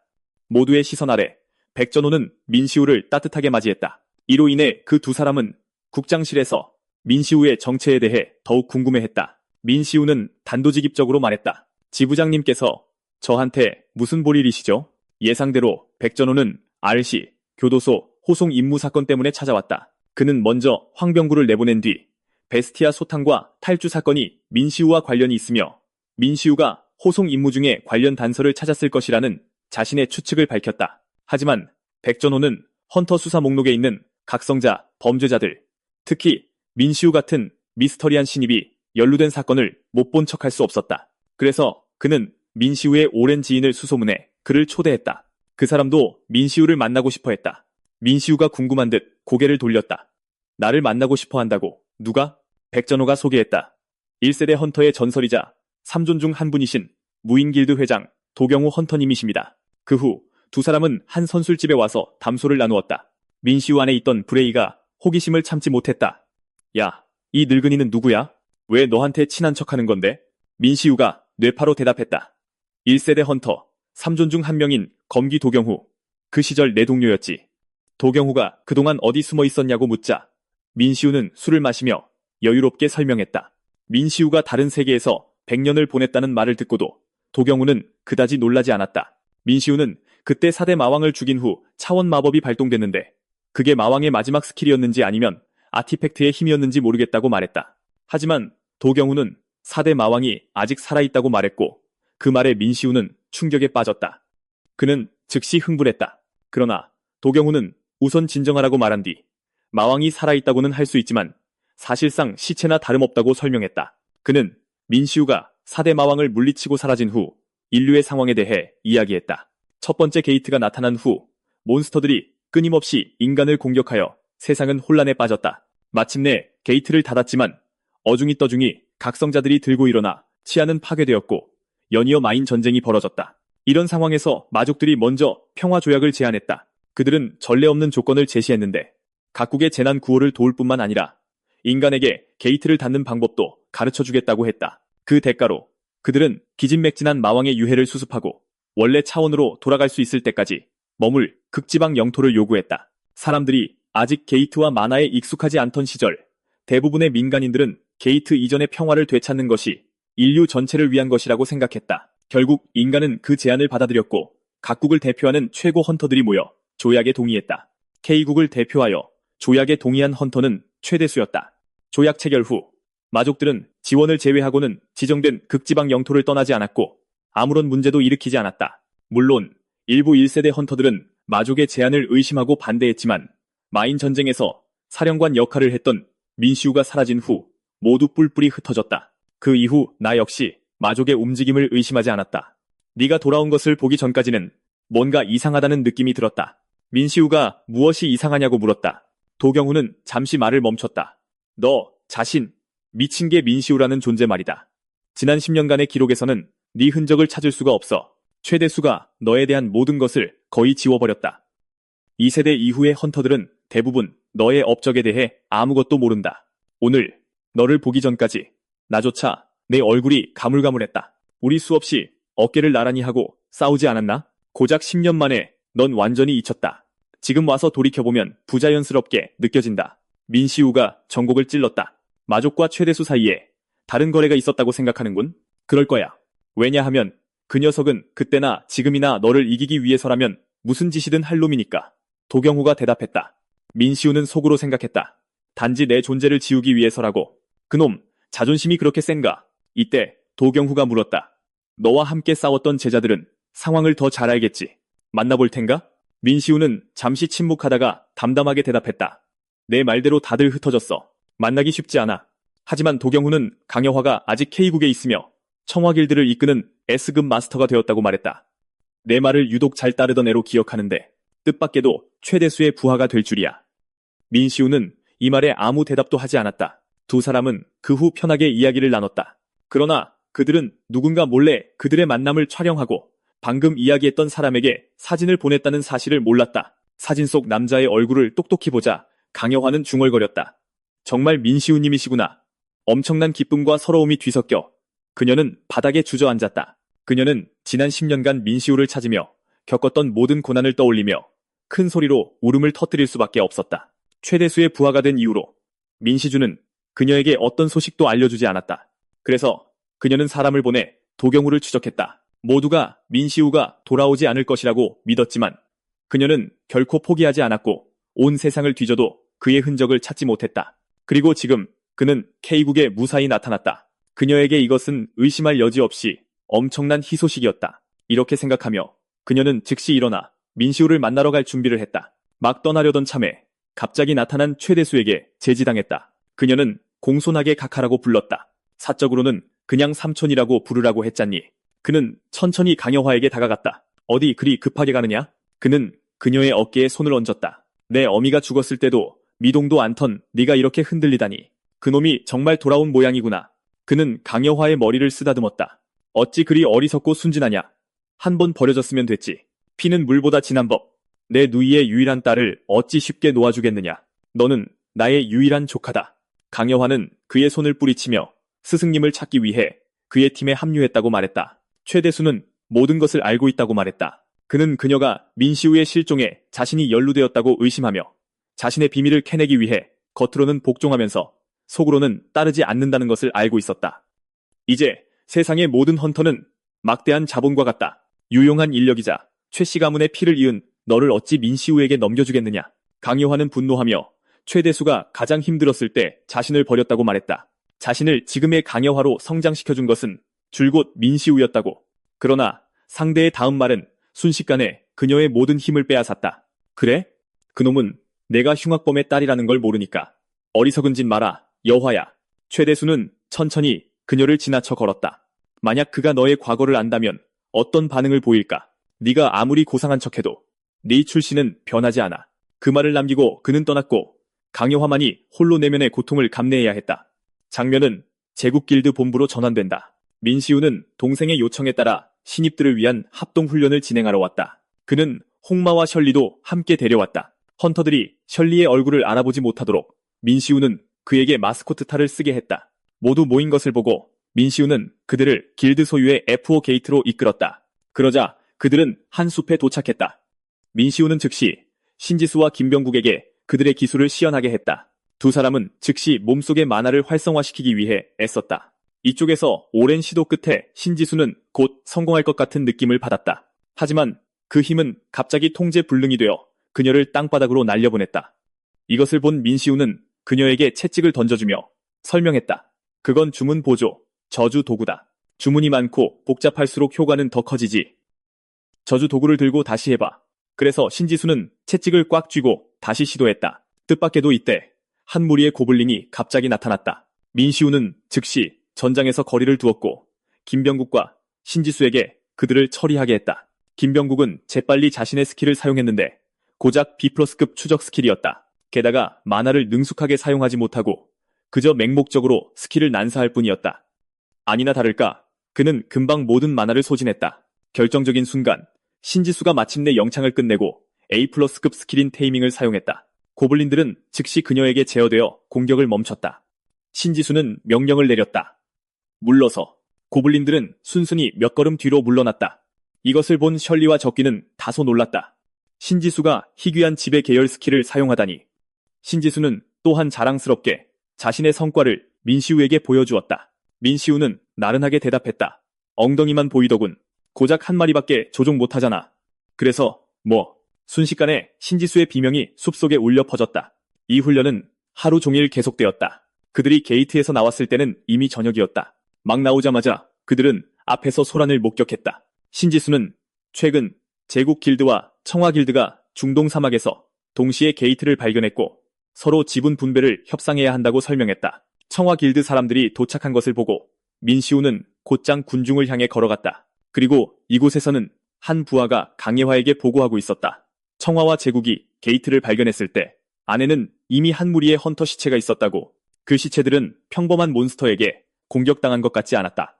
그들의 내장은 파열되어 있었다. 이 소식을 들은 강예화는 생각에 잠겼지만 민시우의 목소리에 방해를 받았다. 어이, 예화야. 스승님이 돌아왔다. 인사 안 올리느냐? 하지만 그가 상상했던 따뜻한 사제간의 재회는 일어나지 않았다. 강예화는 그저 담담하게 대답했다. 돌아오셨습니까, 스승님? 민시우의 반응을 기다리지 않고 그녀는 볼 일이 있다며 먼저 자리를 떴다. 황급히 떠나는 그녀의 뒷모습과 붉어진 귀를 보며 민시우는 생각했다. 이 녀석, 운 건가? 10년 만에 만난 스승님을 보자. 강예화는 어렸을 때 구석에 숨어 울던 자신을 떠올렸다. 민시우는 언제나 그녀를 찾아내 위로하며 다정하게 머리를 쓰다듬어 주었지만 그녀는 늘 민시우에게 거둬졌다는 사실 때문에 열등감을 느꼈다. 하지만 민시우는 그녀에게 가족은 스스로 선택할 수 있는 것이라며 자신을 오빠처럼 대해주길 바란다고 말했다. 이것을 회상하며 강예화의 입가에 옅은 미소가 떠올랐다. 그녀의 마음속엔 늘 말 못할 소녀 감정이 숨겨져 있었다. 그녀는 단지 민시우의 동생이나 제자가 아니라 그의 이상적인 세상을 돕는 파트너가 되고 싶었다. 이 과정에서 그녀는 자연스럽게 사랑에 빠졌지만 자신이 중범죄자의 자식이며 민시우에게 그런 감정을 가질 자격이 없다는 것을 분명히 알고 있었다. 그럼에도 불구하고 그녀는 무관심하게 있을 수 없었다. 그림자 속에서라도 그녀는 마지막 순간까지 스승님을 위해 싸울 것이다. 그래서 이 순간 그녀는 민시준을 찾아가 매우 중요한 것을 논의하고 싶다고 말했다. 한편 도경후 또한 마족과의 거래에 관해 최대수를 찾아갔다. 다른 사람의 분석을 듣고 최대수는 그가 틀림없이 민시우를 만났고 이런 생각들은 민시우가 그에게 말해준 것이라고 짐작했다. 그는 자신의 야망을 숨기지 않고 솔직하게 도경후에게 최고가 되고 싶다고 말했다. 그의 유일한 목표는 수많은 강한 상대와 마주쳐 그들을 꺾고 끊임없이 더 큰 힘을 얻는 것이었다. 따라서 그가 마족과 어떤 거래를 했든 그것은 올바른 판단 덕분에 오늘날의 위치에 설 수 있었던 것이다. 도경우는 즉시 따져 물었다. 민시우의 실종과 그의 기록이 삭제된 것이 너와 관련이 있나? 난 민시우에 대해 신경 쓴 적 없어. 그가 돌아온다면 그를 짓밟을 기회가 한 번 더 생기는 것뿐이다. 필요하다면 3자 대결에 참여할 용의가 있다. 최대수가 대답했다. 그가 말을 마치자마자 익숙한 목소리가 그의 귓가에 울렸다. 그거 잘 됐군. 나도 신경 안 쓰거든. 그리고 내게 물어볼 게 좀 있다. 민시우가 마법진을 통해 발코니에 나타났다. 그의 시선은 침착했다. 오랜만이군, 최대수. 그러고는 주문을 외워 발코니 유리를 박살냈다. 오랫동안 부재했던 숙적이 나타나자 최대수의 눈에 흥분이 번뜩였다. 민시우는 바로 본론으로 들어갔다. 판데모니움과 손잡고 나를 다른 세계로 보낸 게 너냐? 정민준의 죽음이 너와 관련이 있나? 최대수는 픽 웃었다. 고작 그런 걸 물어보려고 이렇게 거창하게 등장한 거냐? 아주 재미없어졌군. 미친 게. 이런 멍청이에게 민시우는 참을성이 없었다. 그는 최대수 뒤의 벽에 화분을 던져 박살냈고 파편이 그의 얼굴을 스치자 흉악하게 위협했다. 살고 싶으면 내 질문에 솔직히 대답해라. 그리고 예화, 감히 내 제자를 건드렸다간. 말하며 그는 만화를 발동했고 그 의미는 명백했다. 최대수는 화를 내는 대신 미소를 지었다. 그래, 바로 그거야. 미친 개는 이래야지. 살기등등한 전쟁광의 기운. 참으로 향수를 불러일으키는 기분이군. 그의 주위에서도 힘이 솟구쳤다. 하지만 나 역시 내 지위를 이용해 전 세계의 강한 헌터들과 끊임없이 싸우며 계속 성장해왔다. 이제 옛 적들의 살기는 전혀 아프지도 않고 내 피를 끓게 하지도 못해. 그는 사나운 미소를 지어 보였다. 이것만으로는 그런 시시한 질문에 대답하게 만들기엔 부족해. 적어도 내게 목숨을 걸고 싸우고 싶게 만들어야지. 긴장이 최고조에 달했을 때 도경우가 그들 사이로 순식간에 나타나 중재하며 그들의 위치와 상황을 생각하라고 상기시켰다. 어쨌든 둘 다 사회적 관심의 초점이었고 모든 움직임이 대중의 감시 아래에 있었다. 최대수는 그가 흥을 깬다고 생각했다. 기회만 있으면 자유롭게 싸우고 서로를 죽이고 순위를 다투던 그 시절이 그립지 않을 수 없었다. 그러고 나서 그는 민시우에게 정민준의 죽음은 자신과 아무 관련이 없다고 말했다. 강예화 또한 자발적으로 그의 편에 합류했다. 민시우가 다른 것을 알고 싶다면 다음번에 정식으로 찾아오라고. 그러면 자유롭게 싸울 장소를 마련해주겠다. 그 후 그는 아래층으로 내려가 부하들에게 무한수 길드에 연락해 A급 게이트를 준비하라고 명령하고 강예화를 게이트 안으로 데려갔다. 사무실에서 민시주는 7시간 전 강예화와의 대화를 회상했다. 그녀는 정보를 밝혔다. 게이트 근처에서 발견된 헌터 시체들은 조사 결과 모든 내장이 세포 단위에서 파열된 것으로 나타났다. 그들은 특수 스킬을 사용하는 적을 만났거나 혹은 집단적으로 무언가를 복용한 것처럼 보였다. 이 헌터들에게는 한 가지 공통점이 있었는데 모두 IZ라는 상인 길드와 관련이 있었고 이 길드는 게이트 근처에서 활동하는 것이 발견되었다. 그녀는 이 길드에 대해 들어본 적이 없었고 어떤 정보도 찾을 수 없었으며 단지 길드장이 마족이라는 소문만 들었을 뿐이다. 말을 마친 후 그녀는 문 쪽으로 돌아섰지만 떠나기 전에 덧붙였다. 이건 스승님께 비밀로 해주세요. 전 돌아갈 생각이 없으니까요. 이것을 회상하며 민시주는 이해했다. 역시 예화 누나는 이유 없이 10년 동안 최대수 밑에 있었던 게 아니었어. 하지만 그는 이해할 수 없었다. 만약 그녀가 형을 찾기 위해 최대수 편에 합류했다면 이제 형이 돌아왔는데 왜 여전히 이러는 걸까? 비록 형은 3명의 직계 제자들을 완전히 신뢰했지만 민시준이 보기에는 그들 모두 비밀을 품고 있었고 그는 그들 중 누구도 완전히 믿을 수 없었다. 이런 생각을 하며 그는 중얼거렸다. 예화 누나와 샤오롱 형은 무슨 생각을 하고 있는 걸까? 갑자기 민시우가 나타났다. 예화한테 무슨 일 있었냐, 시준아. 무한수 길드의 전용 F급 게이트 안에서 최대수는 조용히 서서 10년 전 그 사건을 회상했다. 그때 제이마왕의 하인 스카탄이 그에게 접근하여 민시우의 기억을 지우는 것을 도우라고 요구했다. 스카탄은 이것이 마왕의 권위를 유지하기 위함이며 인간에게 거의 패배할 뻔했던 굴욕적인 기록이 시스템 운영에 영향을 미칠 것이라고 설명했다. 그는 최대수의 마음을 움직일 만한 조건을 제안했다. 바로 만화의 한계에 도달하게 도와주겠다는 것. 그런 생각을 하던 중 그가 기다리던 강여화가 때맞춰 나타났다. 그녀를 보자 최대수는 그때 민시우의 기억을 지우려는 마족의 제안에 협력하지 않았다고 말했다. 하지만 민시우의 기록이 점점 사라지는 것을 눈치채고도 아무런 조치를 취하지 않았다. 말을 하며 그의 손에는 붉은 기운이 형성되었고 강여화를 공격했다. 강여화는 간신히 공격을 피했고 즉시 최대수의 말이 모두 자신의 경계심을 풀기 위한 것이었음을 깨달았다. 사실 민시우가 겪었던 모든 일은 그와 관련이 있었던 것이다. 하지만 S급 헌터인 그녀가 어찌 SS급 헌터의 상대가 될 수 있을까? 그녀는 곧 부상을 입고 쓰러졌다. 최대수는 아무렇지 않게 말했다. 그녀는 민시우의 투지를 한계까지 끌어올리기 위한 도구일 뿐이라고. 하지만 강여화는 경멸하는 표정을 지었다. 나 하나 때문에 스승님께서 내 놈의 유치한 장난에 어울려줄 것 같아? 최대수는 그녀의 어깨를 짓밟았다. 그래, 확신하고 말고. 최근 그의 눈빛을 보고 확신했지.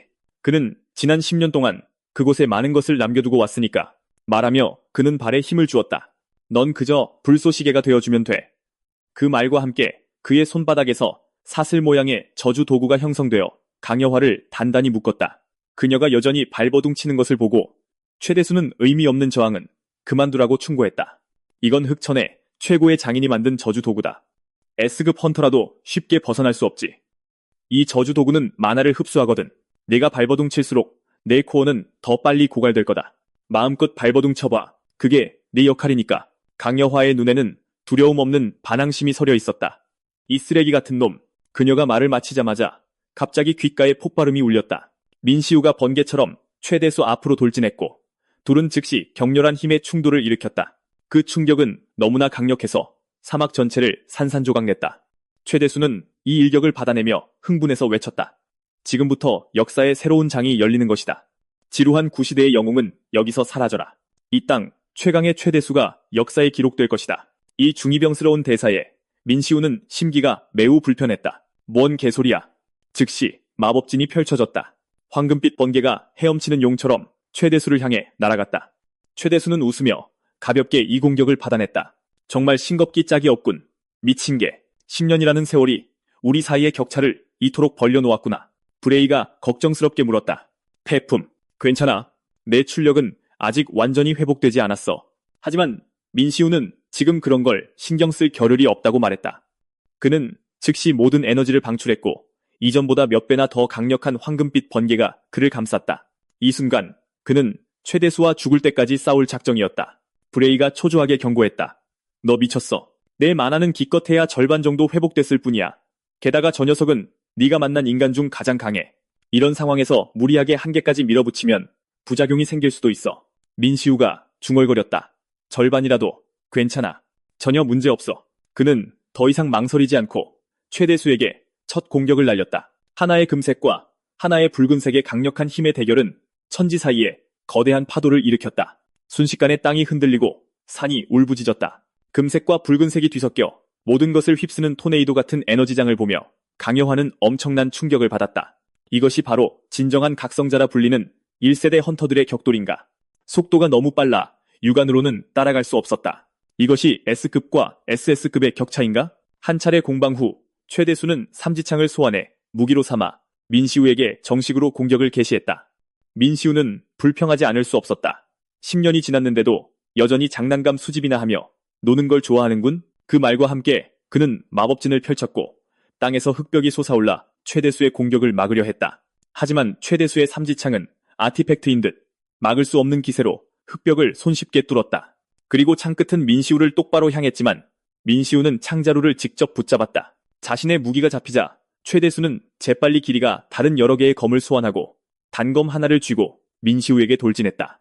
민시우는 즉시 방패를 펼쳐 공격을 막았다. 방패벽은 여전히 최대수의 단검에 의해 균열이 생겼다. 그는 우세를 몰아붙여 재빨리 거대한 망치를 소환했고 엄청난 힘으로 민시우의 방패를 부수려 했다. 결정적인 순간 민시우는 빙하창을 사용했다. 수많은 날카로운 얼음 송곳이 즉시 최대수의 등 뒤에 나타났다. 그는 즉시 망치로 막았고 얼음 송곳의 힘과 격렬하게 충돌했다. 얼음 송곳은 산산조각 났다. 거대한 망치 또한 강한 충격으로 금이 갔지만 그 자신은 옷자락이 살짝 더러워졌을 뿐이었다. 강한 놈은 역시 쉽게 쓰러지지 않는군. 이라며 다소 거만하게 말했다. 민시우도 짜증스럽게 옷을 털며 말했다. 쓸데없는 소리 집어치워. 살고 싶으면 여화의 족쇄나 풀어. 그게 내 목적이라면 저 계집은 더 이상 쓸모가 없겠군. 그렇게 비열한 짓을 하고도 아직 정부 일을 계속하고 싶어? 최대수가 반박했다. 아니, 넌 아직 계속 공격할 수 있잖아. 안 그래? 그는 강여화를 보며 말했다. 이것만으로도 저 계집은 충분한 가치가 있지. 그는 연쇄살인마의 딸이라는 강여화의 죄로 가득한 배경을 무자비하게 폭로했다. 이거 정말 큰 영광 아니겠어? 강여화는 무너져 내리며 소리쳤다. 닥쳐. 가장 소중한 사람 앞에서 가장 약한 모습을 들키자 눈물이 쏟아져 내렸다. 계속 짓거리면 그 다음 순간 민시우의 다정한 위로가 귓가에 들려왔다. 움직이지 마, 여화야. 다친다. 그 말과 함께 민시우의 손에서 힘이 솟구쳤다. 이번에는 자신뿐만 아니라 모욕당한 강여화를 위해서라도 최대수를 철저히 쳐부술 것이다. 제대로 한번 싸워보자. 최대수는 또 다른 방패를 만들어냈다. 방어 자세를 취하자마자 민시우는 이미 그의 앞으로 돌진했다. 주먹 한 방에 방패가 깨졌다. 최대수는 만화, 사용 방식에 내심 충격을 받았다. 아니, 밀도 자체가 달라졌어. 충격 후 그는 민시우의 힘에 의해 몇 미터나 뒤로 밀려났다. 그가 흥미롭게 물었다. 스킬 출력을 조절하는 너의 서툰 전투 방식, 10년 전과는 다른가? 민시우가 또 다른 공격을 날렸다. 그건 전술을 이해하지 못하는 놈이 할 말은 아니지. 그땐 내가 아직 어렸으니까. 최대수는 민시우의 발밑에 있는 마법진에 장검을 찔러 넣었다.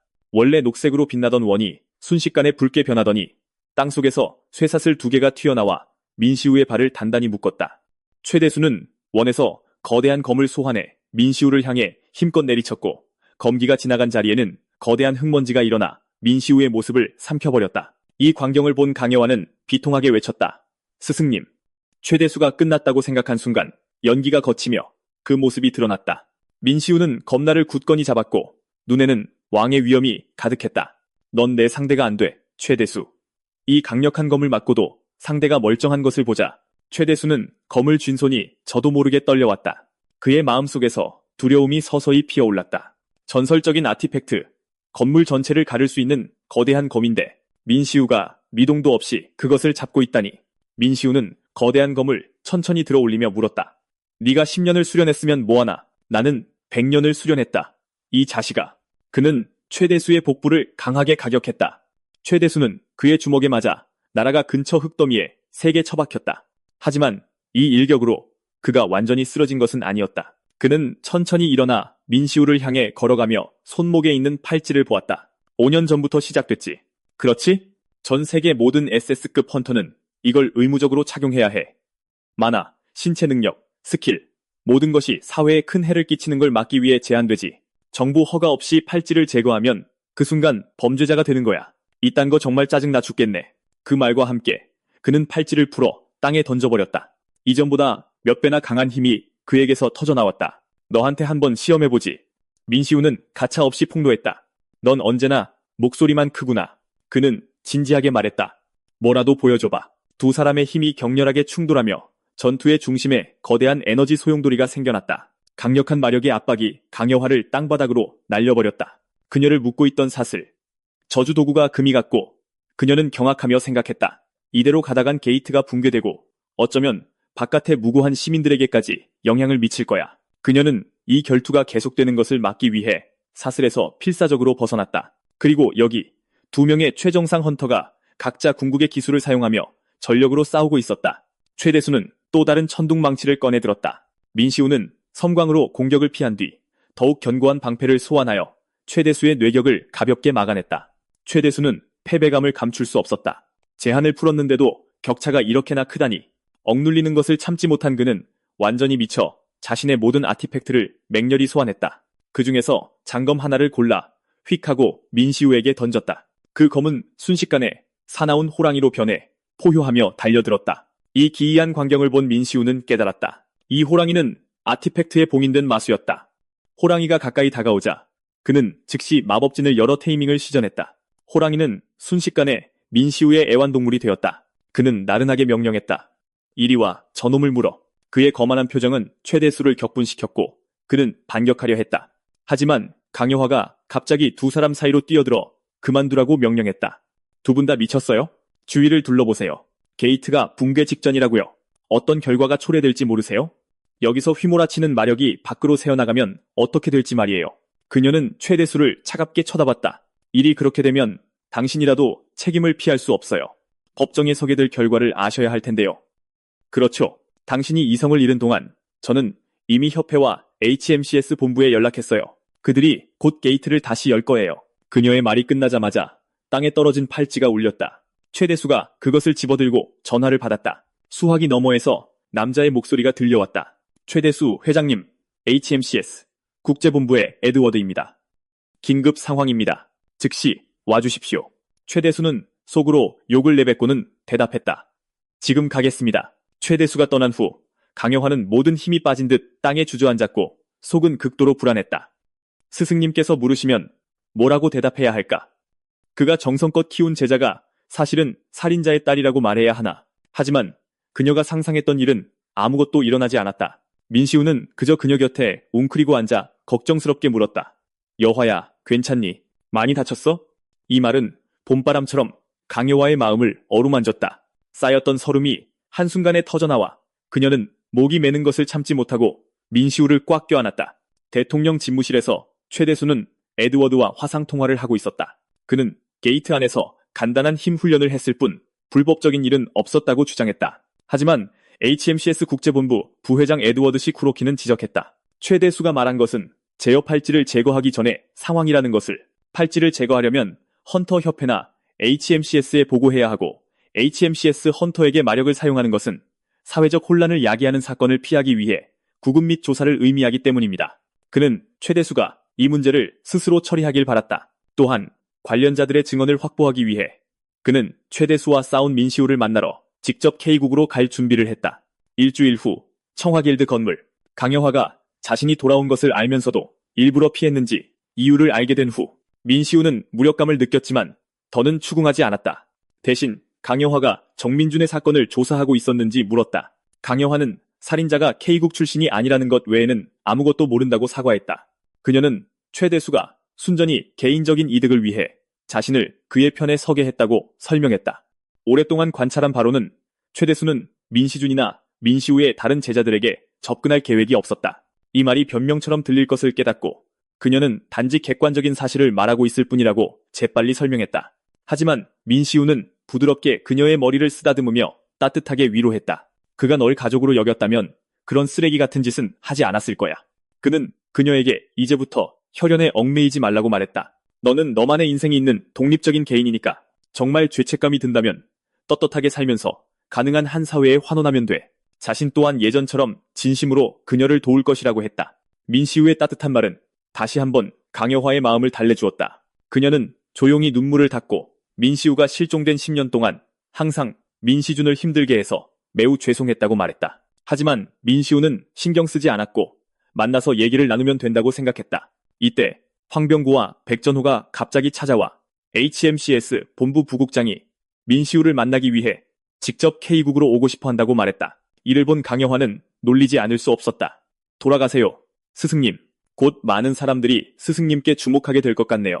그 후 그녀는 민시우를 집까지 바래다 주었다. 도중에 검은색 차 한 대가 그들 옆에 멈춰섰다. 차창이 내려갔다. 최대수였다. 타라. 민시우. 강여환은 격분했다. 그런 짓을 하고도 무슨 꿍꿍이세요? 민시우도 받아쳤다. 내가 왜 당신 말을 들어야 하죠? 최대수는 여유롭게 말했다. 감동적인 사제놀이를 계속하고 싶으면 일단 내 말부터 듣는 게 좋을 거다. 이 말을 들은 민시우는 달려들어 따지려는 강여화를 막고 걱정 말라며 나중에 연락하겠다고 안심시킨 뒤 최대수의 차에 올라탔다.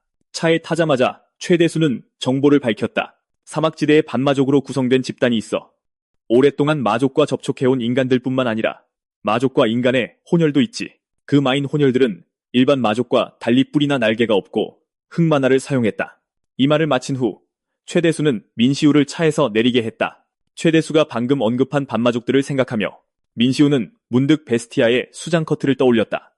어쩌면 그녀가 그 신비한 반마족일지도 모른다. 며칠 후 약속대로 국제본부 사람들이 도착했다. 사무실에서 에드워드를 보자마자 민시우는 그의 본명 에드윈을 부르며 소리쳤다. 무슨 꿍꿍이야? 민시우가 다른 사람들 앞에서 오랫동안 봉인해둔 자신의 본명을 부르자 에드워드는 서둘러 다른 사람들을 모두 내보냈다. 방에 그와 민시우만 남게 되자 그는 우아한 태도를 버리고 분노에 차 소리쳤다. 이 개자식. 그는 화를 내며 민시우의 멱살을 잡고 따졌다. 지난 10년 동안 대체 어디에 갇혀 있었던 거야? 이제 와서 나타나다니. 민시우의 설명을 들은 후 에드워드는 한숨을 쉬며 말했다. 내 얼굴을 보니 흐릿했던 기억이 드디어 선명해지는군. 그래도 내 이름을 듣자마자 달려왔잖아. 라고 민시우가 말했다. 내가 어떻게 널 잊겠어. 혼란의 시기에 날 몇 번이나 구해준 은인이잖아. 에드워드가 대답했다. 무슨 은인이야? 오글거리게. 민시우는 투덜거리지 않을 수 없었다. 그런데 여화는 어떻게 연락했어? 에드워드가 대답했다. HMCS 국제본부는 현재 전 세계 길드와 공동으로 사건을 조사하고 있어. 그녀가 이끄는 청화 길드도 참여 중이지. 최근 사건에서 그녀의 활약이 돋보여서 내가 따로 연락처를 알아냈어. 무슨 공동조사를 하는데? 민시우가 캐물었다. 그러자 에드워드는 사막 헌터 사상자 사건에 대해 자세히 설명하며 사망 원인이 불법 강화 약물 복용이라고 밝혔다. 하지만 약물의 실제 성분과 유통 경로가 아직 파악되지 않아 공식적으로 발표되지는 않았다. 하지만 본부에서는 반년 전부터 전 세계 각성자 연쇄 사망 사건을 조사하기 시작했어. 그리고 발견된 시신을 부검했을 때 사망자들의 몸은 세포 단위로 파열됐고 다른 단서는 없었지. 공개 수사로 전환하고 싶었지만 대부분의 피해자가 약물 복용 흔적이 없는 범죄자들이라 수사에 난항을 겪었어. 다행히 시국에서 누군가 비슷한 사건을 목격했지. 목격자들에 따르면 죽어가던 각성자가 검은 가루를 흡입한 뒤 폭주하다가 결국 자폭했다고 해. 검은 가루를 흡입한 각성자들은 마나를 방출하고 스킬을 비정상적으로 강화했어. 국제본부는 사막지대가 불법 강화 약물 사건의 근원지일 수 있다고 보고 조사를 시작했어. 민시우가 질문을 던졌다. 사건은 반년 전에 일어나지 않았어? 왜 아직도 최근의 사막 사건이 근원지라고 생각하는 거지? 에드워드는 청화 길드가 게이트 입구에서 처음으로 검은 가루 시제품을 입수했고 근처에서 수상한 무역 길드 IS의 차량들을 발견했다고 말했다. 강여화가 약물 시제품을 처음 입수한 만큼 비공개 조사이긴 하지만 그녀도 이번 조사를 피할 수 없게 됐어. 하지만 민시우, 네가 도와준다면 그녀가 이 사건에서 겪을 어려움을 어느 정도 줄여줄 수 있을 거야. 에드워드가 미리 계획한 것이 분명했지만 민시우는 그의 요청에 동의했다. 시간이 촉박했다. 민시우는 즉시 집으로 돌아가 짐을 쌌다.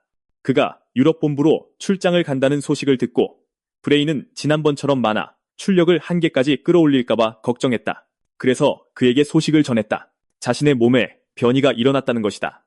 민시우의 만화가 점차 회복되면서 자신의 제어력도 점차 사라지는 것을 느꼈다고 했다. 출력 제어를 잃으면 어떤 부작용이 생길지 상상할 수 없었다. 어쩌면 결정적인 순간에 자신의 힘을 빌리지 못할 수도 있다고. 민시우는 걱정 말라며 그를 안심시켰다. 마족과의 마지막 대결을 제외하고는 다른 때는 최대한 스스로 처리할 수 있다고 말했다.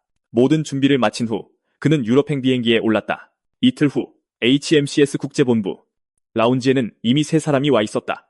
HMCS 제2국 지부 TC 1팀장 하야카와 히카리, 그녀의 조수코윤, 그리고 국제본부조사 1팀장 레일라였다. 오랫동안 기다린 후 한 직원이 늦게 도착해 모두에게 회의실로 먼저 가라고 알렸다.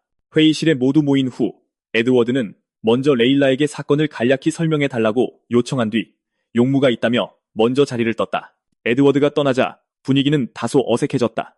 레일라가 침묵을 깨고 간단한 소개 후 이번 조사는 게이트 내부 심층 탐사와 인근 현장 조사를 중심으로 진행될 것이라고 설명했다. 그녀가 다른 사람들에게 질문이 있는지 묻자 민시우는 마족이나 반마족 집단에 대한 소문에 대해 물으며 마족이 불법 강화, 약물과 관련이 있을 것으로 의심했다. 이 주장은 하야카와 히카리의 반박을 받았다. 그녀의 눈에 민시우는 정체불명의 헌터일 뿐인데 본부에서도 언급하지 않은 정보를 제안했다. 완전한 헛소리였다. 그녀는 민시우가 구시대적인 인종차별적 태도를 조사에 끌어들였다고 생각했다. 상황이 통제불능에 빠지려 하자 레일라는 재빨리 하야카와 히카리를 제지했다. 내일 사막 지역으로 떠날 것을 공지한 후 그녀는 회의를 마쳤다. 다음 날 일행은 정시에 HMCS 중동지부 본부에 도착했다. 민시우는 주위 환경을 둘러보며 속으로 생각했다. 도시 어디에도 마족의 흔적은 없어. 만화 밀도도 괜찮군. 그놈 최대수가 실수한 건가? 이때 하야카와 히카리가 다시 나타나 거만하게 쏘아붙였다. 살고 싶으면 조사 중에 정신 똑바로 차리는 게 좋을 거예요. 민시우는 속으로 어이가 없었다. 일이 엄청 귀찮아질 것 같은 느낌이군. 그 후 민시우는 사방의 반마족에 대해 물어보았다. 직원들의 대답을 통해 그는 사막 깊은 곳에 반마족이 사는 마을이 있다는 것을 알게 되었다. 반마족은 인간과 똑같이 생겼다. 만화 분석기를 사용하지 않는 한 일반인들은 그들을 거의 구별할 수 없었다. 수첩에 적힌 몇 안 되는 단서를 보며 민시우는 생각했다. 역시 사막 깊숙이 들어가야 뭐라도 알 수 있겠군. 나중에 그는 라운지로 갔다. 우연히 레일라와 마주쳤다. 그들은 즉시 대화를 나눴다. 대화 중에 그는 레일라가 주로 북유럽에서 활동한다는 것을 알게 되었다. 그러자 민시우는 북유럽에서 알던 헌터 한스 슈레더를 언급했다. 이 말을 듣고 레일라는 핸드폰을 꺼내 한 남자의 사진을 보여주며 한스가 자신의 삼촌이라고 말하고 삼촌이 실종된 동료들을 찾기 위해 게이트에 너무 오래 머무른 후유증으로 2년 동안 혼수 상태에 빠졌다고 밝혔다. 지금은 계속해서 치유계 헌터의 스킬에 의존해 생명을 유지하고 있다. 삼촌의 후유증을 치료하기 위해 그녀는 만병통치약을 찾으려 항상 고레벨 게이트를 공략했지만 아무것도 찾지 못했다. 이 말을 마친 후 부하 직원이 때마침 나타나 게이트 진입 승인 절차가 완료되었으며 지금 출발할 수 있다고 보고했다. 그렇게 일행은 위풍당당하게 출발해 금세 게이트 입구에 도착했다. 깨끗하게 정리된 현장을 보며 민시우는 주변의 만화 흐름이 이미 오래전에 사라졌음을 느꼈다. 게이트 밖에서는 아무것도 감지되지 않았지만 그는 흔적이 아주 깨끗하게 지워졌다고 느꼈다. 그리고 모두 천천히 게이트 입구로 들어갔다.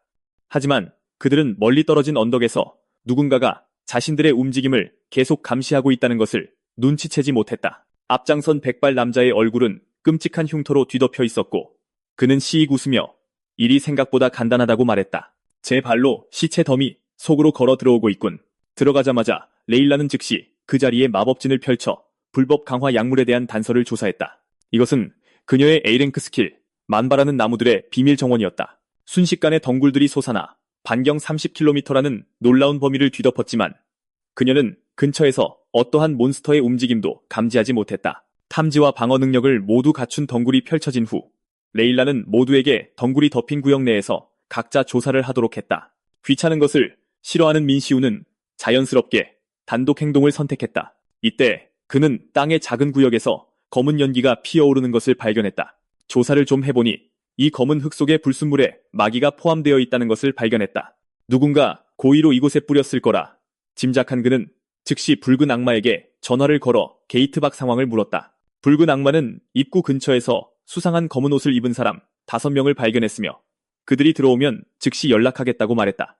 그 후 민시우는 발밑에 이상한 땅을 조사하는데 집중했다. 한편 힘든 조사 끝에도 하야카와 남매는 아무것도 찾지 못했고 빈손으로 돌아가고 싶지 않았다. 그녀는 땅을 파헤쳐서라도 공적으로 가져갈 만한 무언가를 찾아내기로 결심했다. 그래서 그녀는 카구츠치를 소환했다. 레일라는 당연히 멀리서 일어난 소동을 눈치챘고 재빨리 부하 스테판에게 상황을 확인하러 가라고 했다. 그녀는 걱정에 몰두하느라 검은 옷을 입은 사람들이 조용히 등 뒤에 나타난 것을 눈치채지 못했다. 한편 대충 수색하던 하야카와 히카리는 실제로 시체 더미를 발견했다. 눈썰미 좋은 코유는 즉시 무언가 잘못됐다는 것을 알아차렸다. 이 시체들은 어둠을 먹고 생명의 인과율을 왜곡하여 태우는 괴물들이었다. 9월 그들은 때를 지어 천천히 두 사람에게 다가왔다. 생각할 겨를도 없이 하야카와 히카리는 즉시 자신의 S랭크 스킬 신령 카구츠치를 사용했다. 거대한 뱀신이 땅을 휩쓸며 순식간에 그 구울 무리를 제거했다. 하지만 그녀가 제거한 것은 소수에 불과했다. 한 무리가 쓰러지자 또 다른 무리가 밀려왔다. 하야카와 히카리는 끝없이 몰려드는 구울들을 계속해서 제거하느라 등 뒤에서 여러 마리가 다가오는 것을 눈치채지 못했다.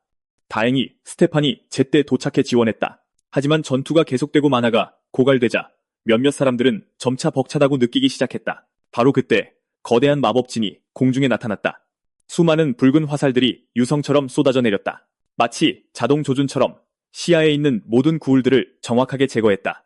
전투의 중심에서 침착하게 주문을 시전하는 민시우를 보며 하야카와 히카리는 호기심이 생겼다. 대체 이 남자는 누구지? 겨우 숨을 돌리자 또 다른 구울 무리가 밀려왔다.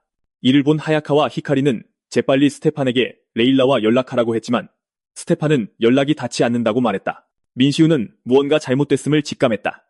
그녀를 혼자 뒀군. 그는 그들에게 현장을 알아서 처리하라고 하고 먼저 레일라를 찾으러 떠났다. 한편 레일라는 사막 깊숙한 외딴 곳으로 끌려갔다.